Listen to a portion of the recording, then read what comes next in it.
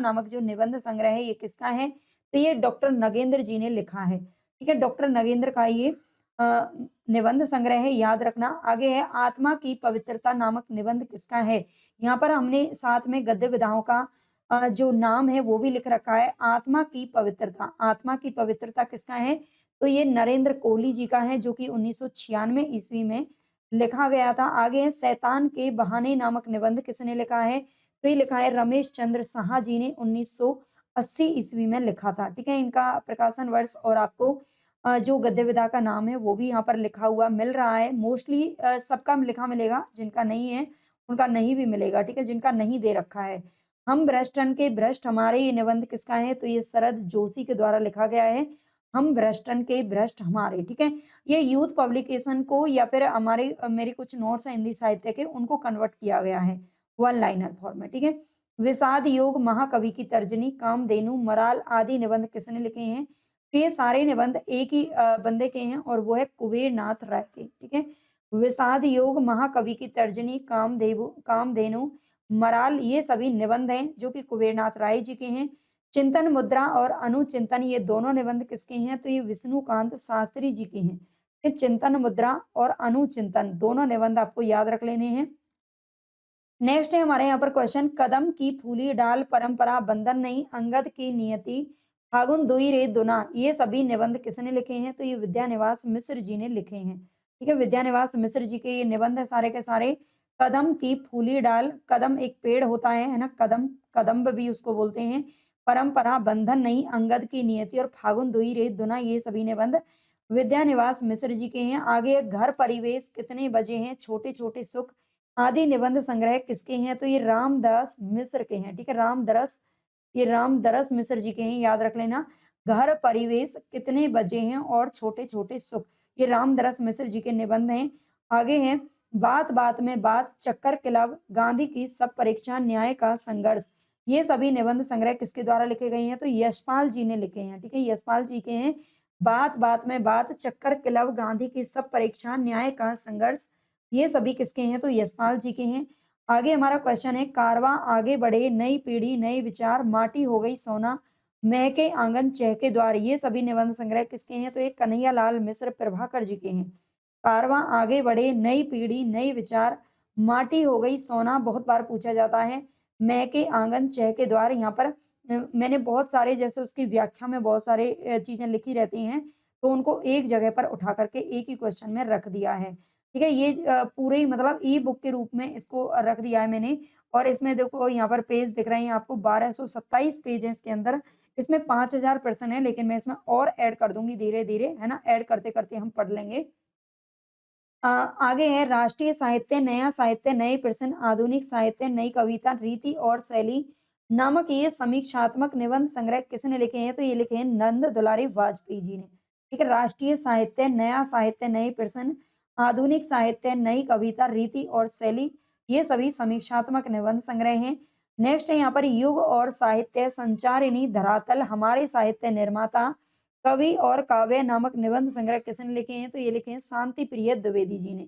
युग और साहित्य, संचारिणी, धरातल, हमारे साहित्य निर्माता, कवि और काव्य, ठीक है, ये सभी निबंध संग्रह किसके हैं? शांति प्रिय द्विवेदी जी के हैं। नेक्स्ट है यहाँ पर प्रबंध प्रभाकर, राष्ट्रीयता, कुछ उथले कुछ गहरे, जीवन रश्मियां नामक निबंध किसके हैं? तो ये बाबू गुलाब राय के द्वारा लिखे गए हैं। ठीक है, प्रबंध प्रभाकर, राष्ट्रीयता, कुछ उथले कुछ गहरे, जीवन रश्मियां, ये सभी निबंध किसके हैं? तो बाबू गुलाब राय जी के हैं।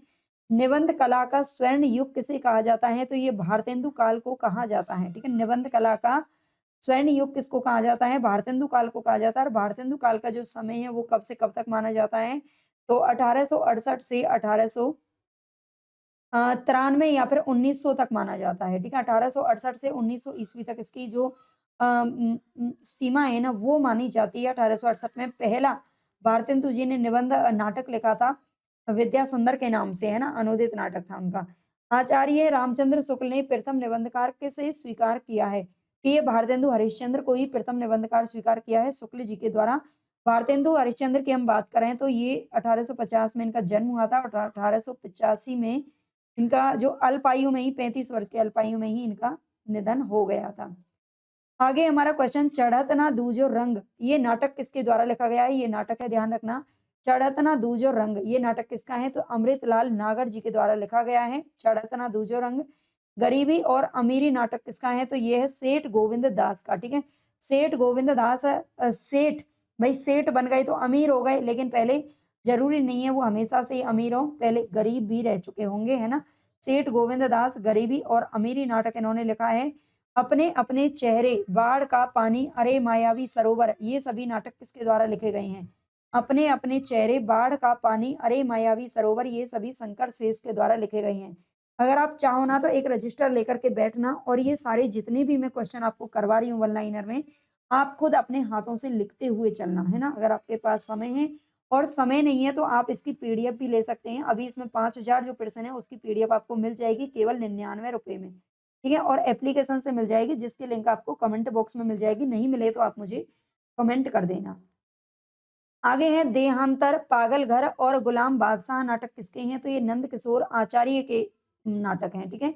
देहांतर, पागल घर और गुलाम बादशाह, ये सभी नाटक है नंद किशोर आचार्य जी के। आगे है आज बाजार बंद है, मुक्ति पर्व एवं वीरांगना, झलकारी बाई के। मुक्ति पर्व एवं वीरांगना, झलकारी बाई, ये उपन्यास किसके द्वारा लिखे गए हैं? तो मोहनदास नेमिष के द्वारा लिखे गए हैं।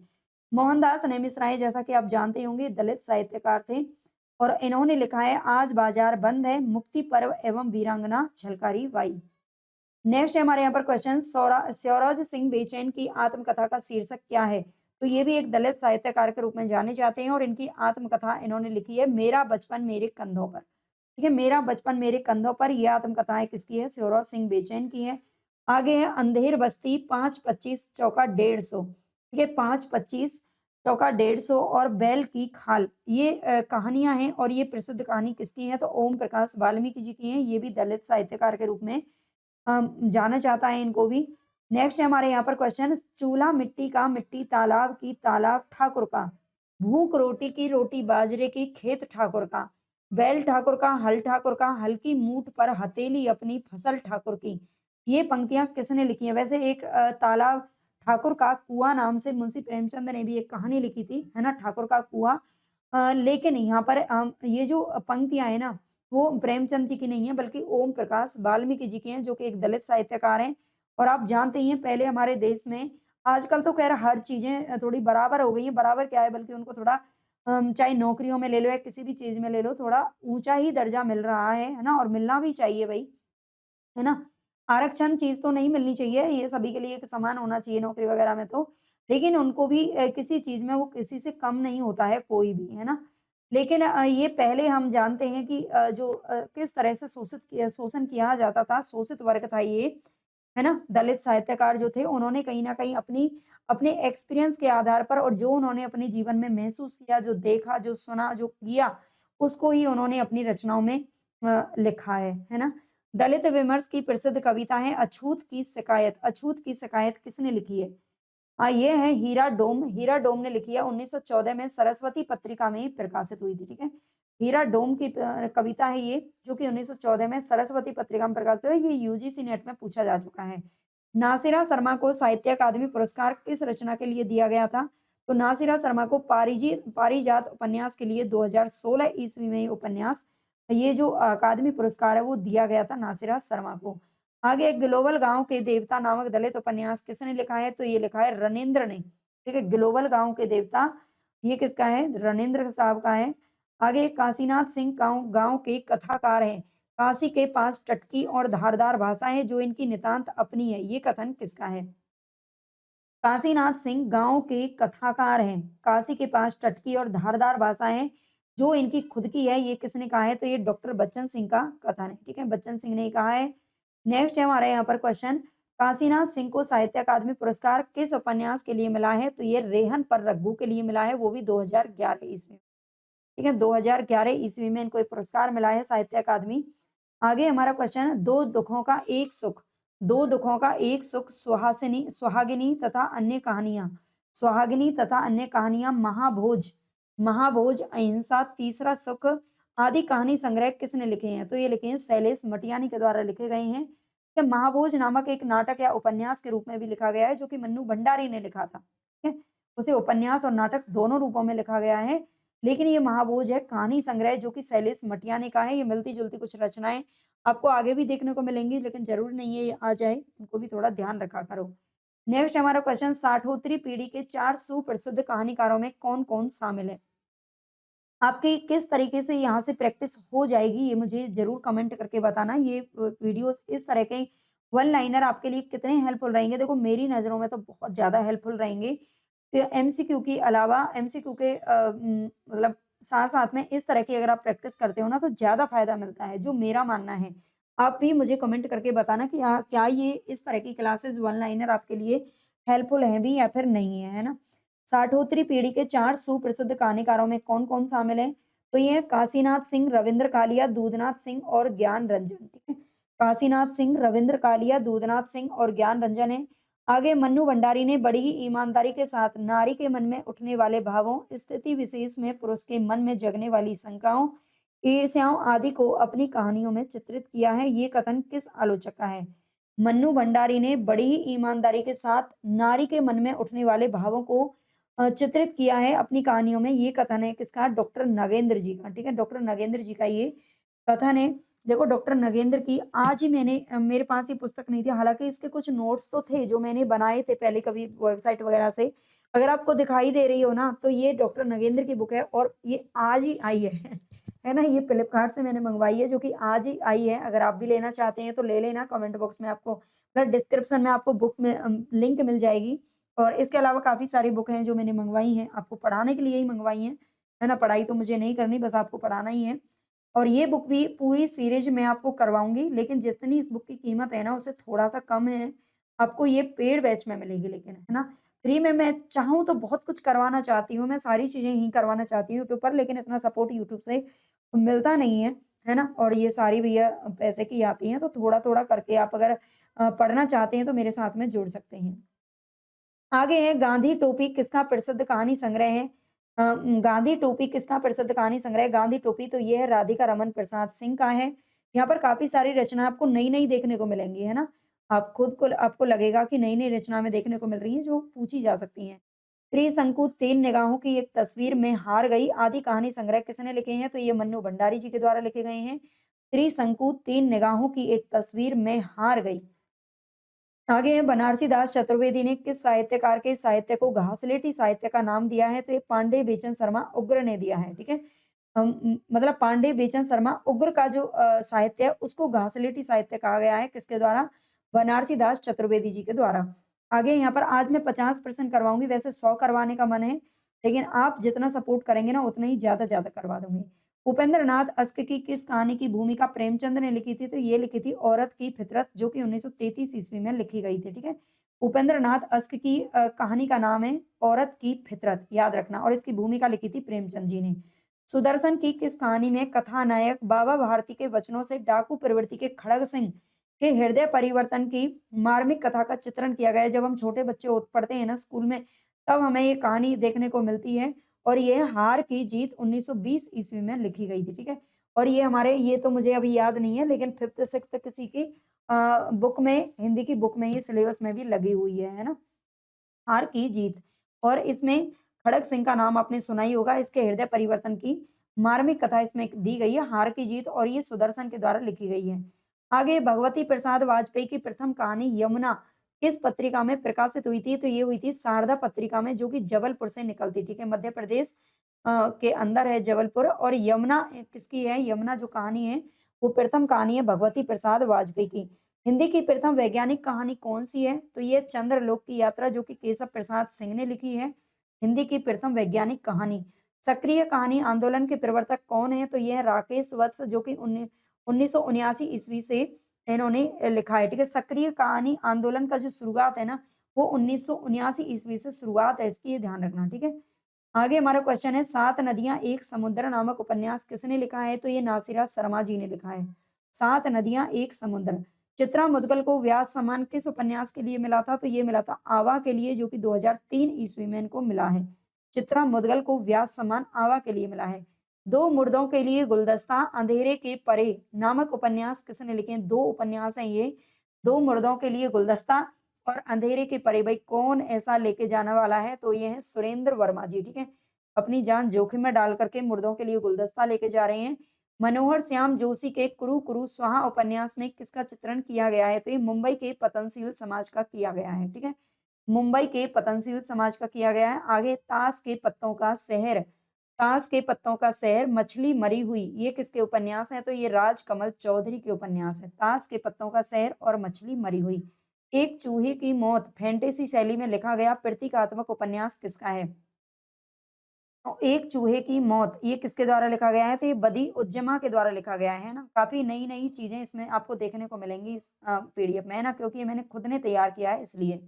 मौत की सराय, भंवर जाल, सोने का मृग, योग माया, लाल ढोंग, ये किसके द्वारा लिखे गए उपन्यास हैं, तो ये कृष्ण चंद्र शर्मा भिक्कू के द्वारा लिखे गए हैं, ठीक है। मौत की सराय, भंवर जाल, सोने का मृग, योग माया, लाल ढोंग, ये सभी उपन्यास कृष्ण चंद्र शर्मा भिक्कू के द्वारा लिखे गए हैं। हिंदी का वाल्टर स्कॉट एवं बुंदेलखंड का चंद बरदाई के नाम से किस उपन्यासकार को जाना जाता है, तो ये जाना जाता है वृंदावन लाल वर्मा को, ठीक है। वृंदावन लाल वर्मा को जाना जाता है, ये ध्यान रखना। आगे हमारा क्वेश्चन है, गोदान उपन्यास भारतीय किसान की करुण कथा के साथ साथ पूंजीवाद एवं सामंती व्यवस्था पर एक प्रहार है, ये कथन किस आलोचक का है, तो ये डॉक्टर नामवर सिंह ने कहा है, ठीक है। गोदान उपन्यास हम जानते हैं ये किसका है, 1936 ईस्वी में प्रकाशित हुआ था और ये मुंशी प्रेमचंद जी के द्वारा लिखा गया उपन्यास है ना। आदर्श उन्मुख यथार्थवादी उपन्यास जो कि लिखा गया है मुंशी प्रेमचंद जी के द्वारा और नामवर सिंह का ये कथन है। प्रेमचंद ने अपने किस उपन्यास को हिंदी का बेहतरीन नोवेल कहा है, बेहतरीन नोवेल की संज्ञा दी है, तो ये सेवा सदन को दी है जो कि 1918 ईस्वी में प्रकाशित हुआ था, ठीक है, सेवा सदन। आगे क्वेश्चन है, जासूस के घर खून, जासूस के घर खून, चालाक चोर, जासूसी कुत्ता, 80,000 की चोरी, ये सभी उपन्यास किसने लिखे हैं, तो ये लिखे हैं श्री रामलाल वर्मा ने। माइनर क्लास 2 हिंदी साहित्य में आधुनिक काल नाम सर्वप्रथम किसने दिया था, तो आधुनिक काल नाम सर्वप्रथम अगर बात करें किसने दिया था, तो ये आचार्य शुक्ल जी ने दिया था, ये ध्यान रखना है। आधुनिक काल नाम सबसे पहले किसने दिया है, शुक्ल जी ने। रेनेसां यानी कि नवजागरण या पुनर्जागरण शब्द का प्रयोग सर्वप्रथम किसने किया था, रेनेसां का अर्थ है नवजागरण या पुनर्जागरण, इस शब्द का प्रयोग किया था फ्रांसीसी इतिहासकार मिसेस सेठ ने। आगे है, डॉक्टर रामविलास शर्मा ने आधुनिक काल को क्या नाम दिया है, तो ये नव जागरण काल की संज्ञा दी है। डॉक्टर रामविलास शर्मा ने आधुनिक काल को, ये ध्यान रखना है, आधुनिक काल को नवजागरण काल की संज्ञा दी है। और एक क्वेश्चन और पूछा जाता है, इन्होंने भक्ति काल को, इन्होंने भक्ति काल को लोक जागरण काल की संज्ञा दी है, ठीक है। लोक जागरण काल की संज्ञा दी है, ये भी थोड़ा सा आप यहाँ पर ध्यान रखना। आगे है, पुनर्जागरण दो जातीय संस्कृतियों की टकराहट से उत्पन्न रचनात्मक ऊर्जा है, ये कथन किसका है, तो ये भी डॉक्टर राम स्वरूप चतुर्वेदी जी का ये कथन है, ठीक है। पुनर्जागरण दो जातीय संस्कृतियों की टकराहट से उत्पन्न एक रचनात्मक ऊर्जा है, ये कथन है डॉक्टर राम स्वरूप चतुर्वेदी जी का। आगे है, रामविलास शर्मा हिंदी नवजागरण और उसके साहित्य की विशेषताओं का सशक्त, स्वतंत्र और प्रामाणिक विवेचन करने वाले पहले व्यक्ति हैं, यह कथन किसका है, तो यह है डॉक्टर मैनेजर पांडे का, ठीक है। रामविलास शर्मा को हिंदी नवजागरण और उसके साहित्य की विशेषताओं का सशक्त, स्वतंत्र और प्रामाणिक विवेचन करने वाला पहला व्यक्ति माना है मैनेजर पांडे जी ने। हिंदी में आधुनिकता और पुनर्जागरण के प्रवर्तक किसे माना जाता है, तो ये माना जाता है भारतेंदु हरिश्चंद्र का, जिनका जन्म हुआ था 1850 ईस्वी में। मिस्र बंधुओं ने भारतेंदु काल का क्या नाम दिया है, तो ये इन्होंने वर्तमान काल नाम दिया है, किसको, भारतेंदु काल को। आगे हैं, भारतेंदु हरिश्चंद्र उर्दू में किस नाम से रचनाएं लिखते थे, तो ये लिखते थे रसा उपनाम से, ठीक है। उर्दू में रचनाएं तो उस समय के सभी मोस्टली सभी लेखक लिखते थे और अपना नाम बदल करके ज्यादातर सभी लिखते थे, ठीक है। रसा उपनाम का प्रयोग करते थे भारतेंदु जी। भारतेंदु हरिश्चंद्र के गुरु कौन थे, तो ये थे शिव प्रसाद सितारे हिंद। नेक्स्ट है यहाँ पर भारतेंदु हरिश्चंद्र के प्रमुख काव्य संग्रह यहाँ पर आपको दे रखे हैं। सारे काव्य संग्रह यहाँ पर जो भी पूछे जाते हैं मैंने यहाँ पर लिख दिए हैं, थोड़ा सा इधर उधर तो हो रहे हैं, आप इनको एक बार पढ़ना चाहें तो जरूर पढ़ लीजिएगा, ठीक है। भक्ति सर्वस्व, कार्तिक स्नान, प्रेम मालिका, वैशाख महात्म्य, वैशाख नाम महात्म्य इनकी काफी पूछी जाती है। प्रेम सरोवर, प्रेमाश्रु वर्णन, प्रेम माधुरी, प्रेम तरंग, उत्तरार्ध भक्तमाल, उत्तरार्ध भक्तमाल एक ही है। प्रेम प्रलाप गीत, गोविंदानंद, सतसई श्रृंगार नाम से लिखा है इन्होंने। होली, मधु, मुकुल, राग संग्रह, वर्षा विनोद, विनय, प्रेम पचासा। और इसके अलावा बाद है फूलों का गुच्छा, इंपॉर्टेंट है। प्रेम फुलवारी, देवी छद्म लीला, दैन्य प्रलाप, तन्मय लीला, दान लीला, रानी छद्म लीला, संस्कृत लावनी, बसंत होली, उर्दू का स्यापा, प्रबोधिनी, प्रातः समीरण, बकरी विलाप, निवेदन पंचक, अपवर्ग पंचक, पुरुषोत्तम पंचक, बंदर सभा, विजय वल्लरी और रिपुना अष्टक। ठीक है, ये सभी रचनाएं इनकी आपको अच्छे से याद रख लेनी है और एक इसमें से ये भी काफी इंपॉर्टेंट है। आगे सती चंद्रावली और अमर सिंह राठौड़ नाटकों की रचना किसने की है? तो ये दोनों जो रचनाएं हैं, दोनों नाटक हैं, ये सती चंद्रावली और अमर सिंह राठौड़, ये दोनों नाटक किसके द्वारा लिखे गए हैं? तो राधा चरण गोस्वामी जी ने लिखे हैं।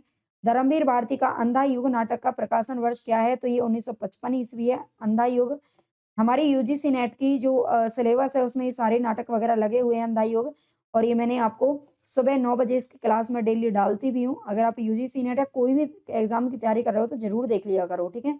त्रिभुज सत्ता संपन्न शासक वर्ग एवं गरीब शिल्पी के मध्य सैर्स कथा को किस नाटक की विषय वस्तु बनाया गया है? प्रभु सत्ता संपन्न शासक वर्ग और गरीब शिल्पी के मध्य में सैर्स कथा को किस नाटक की विषय वस्तु बनाया गया है? तो यह कोणार्क, जो कि जगदीश चंद्र माथुर के द्वारा लिखा गया है। नल दमयंती स्वयंवर, रेल का विकट खेल, कलिराज की सभा, शिक्षादान, वृहन लता आदि नाटक किसके द्वारा लिखे गए हैं? तो ये लिखे हैं बालकृष्ण भट्ट जी ने। आधुनिक एकांकी के जनक कौन माने जाते हैं? तो ये राम कुमार वर्मा जी माने जाते हैं आधुनिक एकांकी के जनक, याद रखना है। बादल की मृत्यु नाम से इन्होंने एक रचना लिखी थी जो कि 1930 में प्रकाशित हुई थी। चरणदास चोर और आगरा बाजार किसकी नाट्य कृति है? तो ये हबीब तनवीर के द्वारा लिखी गई हैं। चरणदास चोर और आगरा बाजार। छाया नामक एकांकी के लेखक कौन है? तो ये हैं सुदर्शन। महाराणा प्रताप, महारानी पद्मावती, धर्मालाप, दुखिनी बाला आदि नाटकों के रचनाकार कौन है? तो ये हैं राधा कृष्ण दास। महाराणा प्रताप, महारानी पद्मावती, धर्मालाप, दुखनी बाला, ये सभी नाटक राधा कृष्ण दास के हैं। आगे भारतेंदु ने अपने किस नाटक को नाट्य रासक या फिर लास्य रूपक कहा है? तो ये भारत दुर्दशा को कहा है। भारत दुर्दशा, जिसका प्रकाशन वर्ष है 1880 ईस्वी।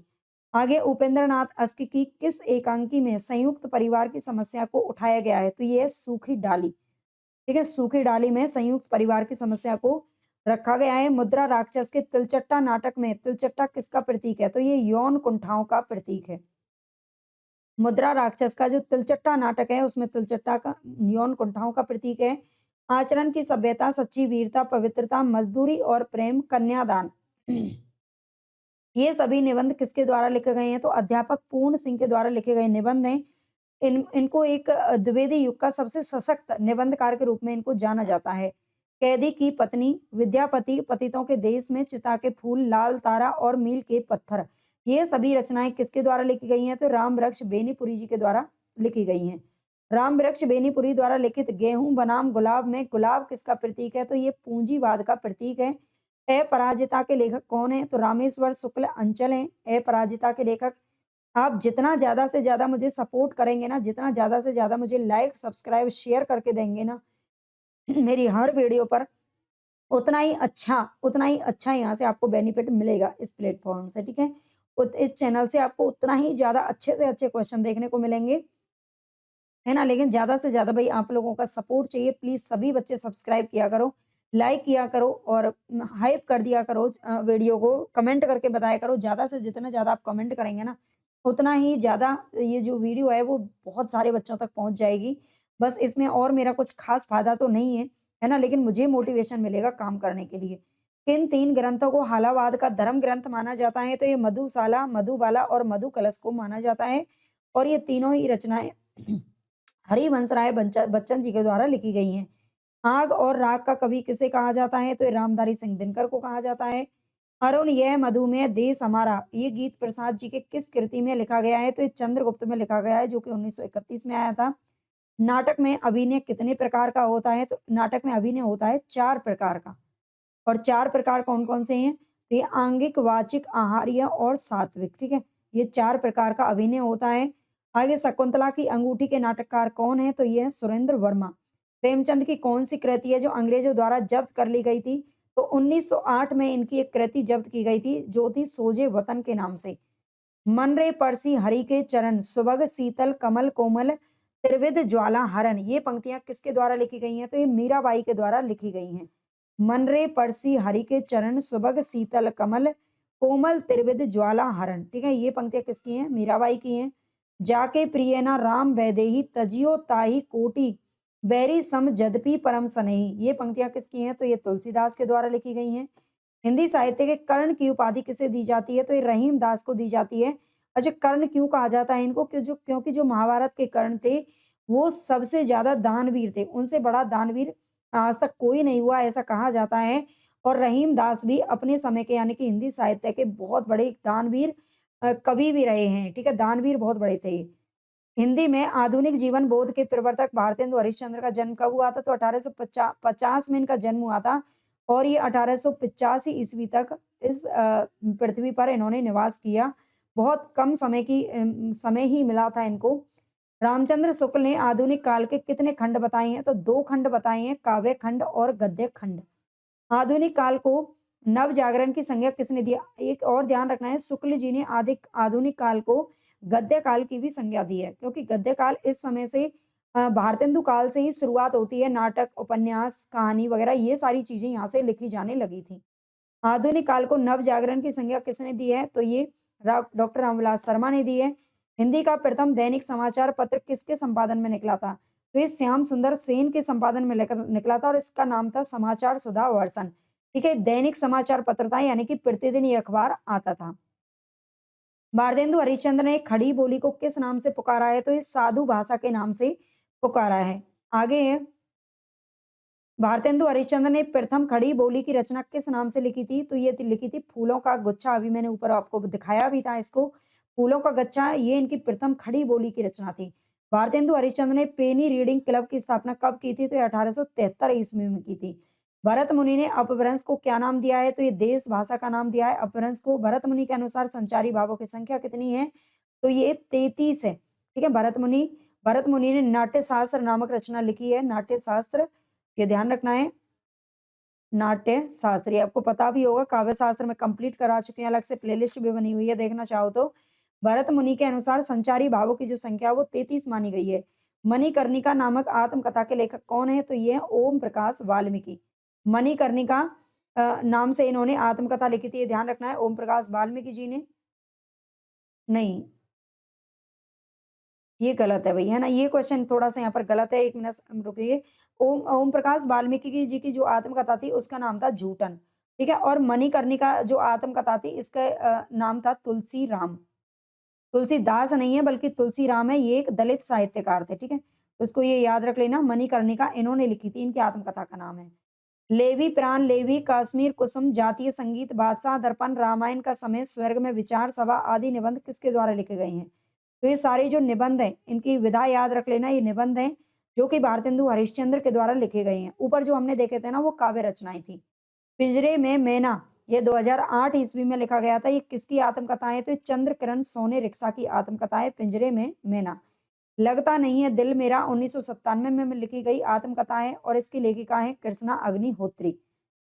गालिब छूटी शराब किसके द्वारा लिखी गई आत्मकथा है? तो रविंद्र कालिया की आत्मकथा का नाम है रविंद्र गालिब छूटी शराब। पूस की रात, नमक नमक का दरोगा, बड़े घर की बेटी, पंच परमेश्वर, कफन, सौत आदि कहानियों के लेखक कौन है? तो ये है मुंशी प्रेमचंद जी। नेक्स्ट है, नई कविता और अस्तित्ववाद नामक आलोचनात्मक ग्रंथ के लेखक कौन है? तो ये हैं डॉक्टर रामविलास शर्मा जी। नई कविता और अस्तित्ववाद नामक जो आलोचनात्मक ग्रंथ है, इसके लेखक हैं डॉक्टर रामविलास शर्मा। यदि मैं कामायनी लिखता, ये इस नाम से ही समीक्षात्मक ग्रंथ किसने लिखा था? तो ये लिखा था सुमित्रा नंदन पंत ने। आप जानते हैं जो कामायनी महाकाव्य है, ये जयशंकर प्रसाद जी के द्वारा लिखा गया है, लेकिन सुमित्रा नंदन पंत ने एक समीक्षात्मक ग्रंथ लिखा था जिसका नाम था यदि मैं कामायनी लिखता। है ना? ऐसा सब सोचते हैं यदि मैं ये काम करता तो कैसा होता। साहित्य लोचन नामक आलोचनात्मक कृति के रचनाकार कौन है? तो ये है श्याम सुंदर दास। हिंदी नवरत्न एक आलोचनात्मक कृति है जिसके आलोचक रचनाकार कौन है? तो ये मिश्र बंधु हैं, जो कि 1910 ईस्वी में प्रकाशित हुई थी। हिंदी नवरत्न, इन्होंने एक साहित्य ग्रंथ लिखा था जिसका नाम था मिश्र बंधु विनोद। ठीक है, मिश्र बंधु विनोद के नाम से लिखा था। इसमें तीन तीन भाई थे जिन्होंने ये मिल करके रचना लिखी थी। शेखर एक जीवनी एक उपन्यास है। शेखर एक जीवनी अज्ञे जी का। से शेखर एक जीवनी को मैं हिंदी के 5 सबसे महत्वपूर्ण उपन्यासों में मानता हूँ। प्रसिद्ध उपन्यास शेखर एक जीवनी के संदर्भ में ये मत किसका है? तो ये है डॉक्टर राम कमल राय जी का। आगे है ये राजकमल राय है ना, रामकमल राय, राजकमल राय इनका शायद नाम है। समीक्षात्मक कृति आलोचना का पक्ष के लेखक कौन है? तो ये रमेश चंद्र साहा हैं। आपको ये क्लास कैसी लग रही है ना, कैसे क्वेश्चन लग रहे हैं, आपका लेवल कैसा लग रहा है, ये ज़रूर मुझे कमेंट में बताइएगा, ठीक है? ताकि मैं उसी हिसाब से आपको ज़्यादा से ज़्यादा क्वेश्चन और भी करा सकूँ, वन लाइनर के अलावा फिर बाद में एमसीक्यू भी मैं आपको करवा दूँगी। है ना? वैसे तो बहुत सारी मैंने वीडियोज़ करवा ही रखी हैं। आगे कविता के नए प्रतिमान के लेखक कौन हैं? तो ये डॉक्टर नामवर सिंह हैं। सुमित्रानंदन पंत नामक ग्रंथ के लेखक कौन हैं? तो डॉक्टर नगेंद्र ने लिखा है सुमित्रानंदन पंत। ठिठुरता हुआ गणतंत्र, सदाचार की ताबीज, प्रेमचंद के फटे जूते, ये सभी कहानियाँ किसके द्वारा लिखी गई हैं? तो हरिशंकर परसाई जी ने लिखी हैं, ठीक है? ये इनकी जो विधा है वो कहानी है, ये ध्यान रखना। अगर आप ये सब साथ में लिखते चलो ना तो बहुत बढ़िया रहेगा आपके लिए, बहुत ही बेहतरीन क्वेश्चन है ये, है ना? और अगर नहीं भी लिखना चाहें तो आप इनके नोट्स भी आपको मिल जाएँगे। 5000 प्रश्नों की ये सीरीज़ है पूरी, ठीक है? 5000 प्रश्नों की सीरीज़ है और ये आपको केवल और केवल ₹99 में मिल जाएगी। यूट्यूब पर सबसे कम है ना? भई थोड़ा-सा तो खर्चा निकले कम से कम इतनी मेहनत का, तो ₹99 में आपको ये मिल जाएगी एप्लीकेशन से, उसकी लिंक आपको कमेंट बॉक्स में मिल जाएगी। बड़े भाई के चरित्र के मनोवैज्ञानिक विश्लेषण पर आधारित प्रेमचंद की कहानी कौन-सी है? तो ये है बड़े भाई साहब, ठीक है? बड़े भाई के चरित्र के मनोवैज्ञानिक विश्लेषण पर आधारित प्रेमचंद की कहानी है बड़े भाई साहब। मुंशी धनपत राय को प्रेमचंद नाम से सुशोभित करने वाले व्यक्ति का नाम क्या है? तो ये मुंशी दया नारायण निगम, ठीक है? मुंशी दया नारायण इनका नाम था। मुंशी धनपत राय, इनका जो प्रेमचंद का जो मूल नाम था वो था धनपत राय, और नवाब राय नाम से ही उर्दू में रचनाएँ लिखा करते थे, ठीक है? पहले उर्दू में ही लिखते थे, लेकिन जब इनके सोजे वतन को जब्त कर लिया गया था 1908 ईस्वी में अंग्रेजों के द्वारा, उसके बाद फिर इन्होंने लिखना बंद कर दिया। इनके इनके लिखने पर पाबंदी लगा दी गई थी, है ना? और इसके बाद क्या किया गया था, मुंशी नारायण ने इन्हें ये सुझाव दिया था कि तुम अपना नाम बदल करके क्या करो, हिंदी में रचनाएँ लिखो, और फिर इन्होंने प्रेमचंद नाम मुंशी दया नारायण ने ही दिया था। नीलम देश की राजकन्या किस विधा की रचना है? तो ये कहानी है जो कि जैनेंद्र कुमार जी के द्वारा लिखी गई है। रानी केतकी की कहानी किसके द्वारा लिखी गई है? तो इंशा अल्लाह खान की कहानी है ये। प्रेमचंद जी की किस कहानी में बाल चरित्र का अनोखा वर्णन है? तो ईदगाह कहानी में है। हिंदी की प्रसिद्ध कहानी कसाई बाड़ा के लेखक कौन है? तो ये हैं शिव मूर्ति, ठीक है? शिव मूर्ति ने एक कहानी लिखी है कसाई बाड़ा। आधुनिक नारी अब अपनी पूरी गरिमा, देह संपदा और वास्तविक सम्मान के साथ आई है। औरतें अब औरतें हैं, वह झूठी सती या फिर वेश्याएं नहीं है। इसलिए नई कहानी खलनायिकाओं से शून्य है। नई कहानी के संबंध में ये कथन किसका है? तो ये कमलेश्वर का है। यानी कि अब नारी को आजादी दी जाने लगी है ना? इनका मेन जो कहना है वो यही है, कमलेश्वर जी कहते हैं नई कहानी के बारे में। निर्मल वर्मा का पहला कहानी संग्रह कौन-सा है? तो ये परिंदे हैं, 1960 ईस्वी में लिखा था। नामवर सिंह ने इसे पहली कहानी भी माना है। छाया, प्रतिध्वनि, आकाशदीप, आंधी, इंद्रजाल, ये सभी कहानियाँ किसके द्वारा लिखी गई हैं? तो ये जयशंकर प्रसाद जी ने लिखी हैं। एक प्लेट सैलाब 1968 ईस्वी में लिखा था। ये कहानी की लेखिका कौन है? तो ये है मन्नू भंडारी, एक प्लेट सैलाब। रुकोगी नहीं राधिका उपन्यास की लेखिका कौन है? तो ये है उषा प्रियमवदा। इनके अन्य उपन्यास भी हैं 55 खंबे लाल दीवारें, शेष यात्रा, अंतर्वशी, भय, कबीर, उदास। आगे है मृदुला गर्ग को अपने किस उपन्यास के लिए साहित्य अकादमी सम्मान से सम्मानित किया गया था? तो ये मिलजुल मन को किया गया था। मिलजुल मन के लिए 1931 ईस्वी में, और 1931 ईस्वी में मन्नू भंडारी का जन्म हुआ था, ठीक है? हिंदी कहानी में यथार्थवादी परंपरा की नींव किसने डाली थी? तो ये मुंशी प्रेमचंद जी ने डाली थी। बावन ने दो आजाद देशों की, हिंदुस्तान और पाकिस्तान की ईमानदारी को, इंसानियत को बस दो डगों में नाप लिया है। बावन, ठीक है? यह कथन किस उपन्यासकार का है? तो ये फणीश्वर नाथ रेणु जी का। आगे हिंदी उपन्यासों की संरचना के मूल आधार क्या हैं? तो ये अंग्रेजी उपन्यास के तर्ज पर ही ये यहाँ के जो उपन्यास हैं वो लिखे जाते रहे हैं। डॉक्टर काशीनाथ सिंह द्वारा लिखित उपन्यास उपसंहार की कथा वस्तु का आधार क्या है? तो ये महाभारत युद्ध के बाद कृष्ण का जीवन इसमें दिखाया गया है उपसंहार में, ठीक है? उपसंहार जो नाटक है, उपन्यास है, ये काशीनाथ सिंह ने लिखा है और इसमें महाभारत युद्ध के बाद का कृष्ण का जीवन है। मनबोध मास्टर की डायरी के लेखक कौन है? तो ये है विवेकी राय। गुलाम मंडी उपन्यास की लेखिका कौन है? तो ये निर्मला भूराड़िया। मुंशी प्रेमचंद का कौन सा उपन्यास है जो गांधीवाद से प्रभावित है? तो ये रंगभूमि, जो कि 1925 ईस्वी में प्रकाशित हुआ था। बयां का घोंसला उपन्यास के लेखक कौन है? तो ये है लक्ष्मी नारायण लाल। वीरांगना नामक उपन्यास के रचयिता कौन है? तो ये राम नरेश त्रिपाठी हैं, ठीक है? ये उपन्यास किसने लिखा है? राम नरेश त्रिपाठी जी ने लिखा है वीरांगना नामक। पद्यात्मक भाव भूमि पर श्यामा स्वप्न नामक उपन्यास की सर्जना किसने की है? श्यामा स्वप्न ये रचना की है ठाकुर जगमोहन सिंह ने। ठाकुर जगमोहन सिंह श्यामा नामक एक मतलब युवती से प्रेम भी करते थे। सरकटी लाश, जासूस की भूल, जासूस पर जासूसी, जासूस की अय्यारी, खूनी कौन, ये सभी उपन्यास किसके द्वारा लिखे गए हैं? तो गोपाल राम गहमरी के द्वारा लिखे गए हैं। आगे समस्त मानव जाति के प्रवर्तक भाव या मनोविकार ही होते हैं, ये कथन किसका है? तो रामचंद्र शुक्ल जी का है। भाव या मनोविकार नाम से इन्होंने अपनी जो कविताएं हैं, कविता मतलब निबंध भी लिखे हैं एक तरीके से, ठीक है। हिंदी निबंध का उत्कर्ष काल कौन सा है? तो ये शुक्ल युग को माना जाता है। भूत के पांव किसकी व्यंग्य रचना है? तो ये हरिशंकर परसाई जी की रचना है। भारतेंदु हरिश्चंद्र ने सांडिल्य भक्ति सूत्र नामक रचना का अनुवाद किस शीर्षक से किया है? तो भक्ति सूत्र वैजंती से किया है। नेक्स्ट है बद्री नारायण प्रेमघन की संपूर्ण रचनाओं का संकलन किस नाम से हुआ है? तो ये हुआ है प्रेमघन सर्वस्व 1939 ईस्वी में। बद्री नारायण प्रेमघन ने भारतेंदु जी के देहावसान के समय कौन सी रचना लिखी थी? तो ये शोका अश्रु बिंदु लिखी थी 1885 ईस्वी में। अभी मैंने आपको बताया था 1885 ईस्वी में भारतेंदु जी का देहावसान हो गया था और उसी समय जो उनके मतलब सहपाठी थे, मतलब जो उनके सह लेखक थे, ठीक है, उनके साथ के उनके समय के, तो ये शोका अश्रु बिंदु इन्होंने रचना लिखी थी। प्रेमघन ने मिर्जापुर से किस नाम से मासिक पत्रिका निकाली थी? तो आनंद कादम्बिनी निकलती थी 1881 ईस्वी में। गया प्रसाद शुक्ल सनेही जी व्यंग्य परक रचनाओं के लिए किस उपनाम से रचनाएं लिखते थे? वे तरंगी उपनाम से लिखते थे, ठीक है। गया प्रसाद शुक्ल सनेही द्विवेदी युग के रचनाकार हैं और ये अपनी व्यंग्य परक रचनाओं के लिए तरंगी उपनाम का प्रयोग करते थे। जो भरा नहीं है भावों से बहती जिसमें रसधार नहीं, वह हृदय नहीं पत्थर है जिसमें स्वदेश का प्यार नहीं। ये पंक्तियां किसके द्वारा लिखी गई हैं? तो गया प्रसाद शुक्ल सनेही के द्वारा लिखी गई हैं। किसान, शकुंतला, पंचवटी, शक्ति, रंग में भंग, विकट भट्ट, जयद्रथ वध, पृथ्वी पुत्र, द्वापर, झंकार, यशोधरा, ये सारी काव्य कृतियां किसके द्वारा लिखी गई हैं? तो मैथिली शरण गुप्त जी के द्वारा लिखी गई हैं।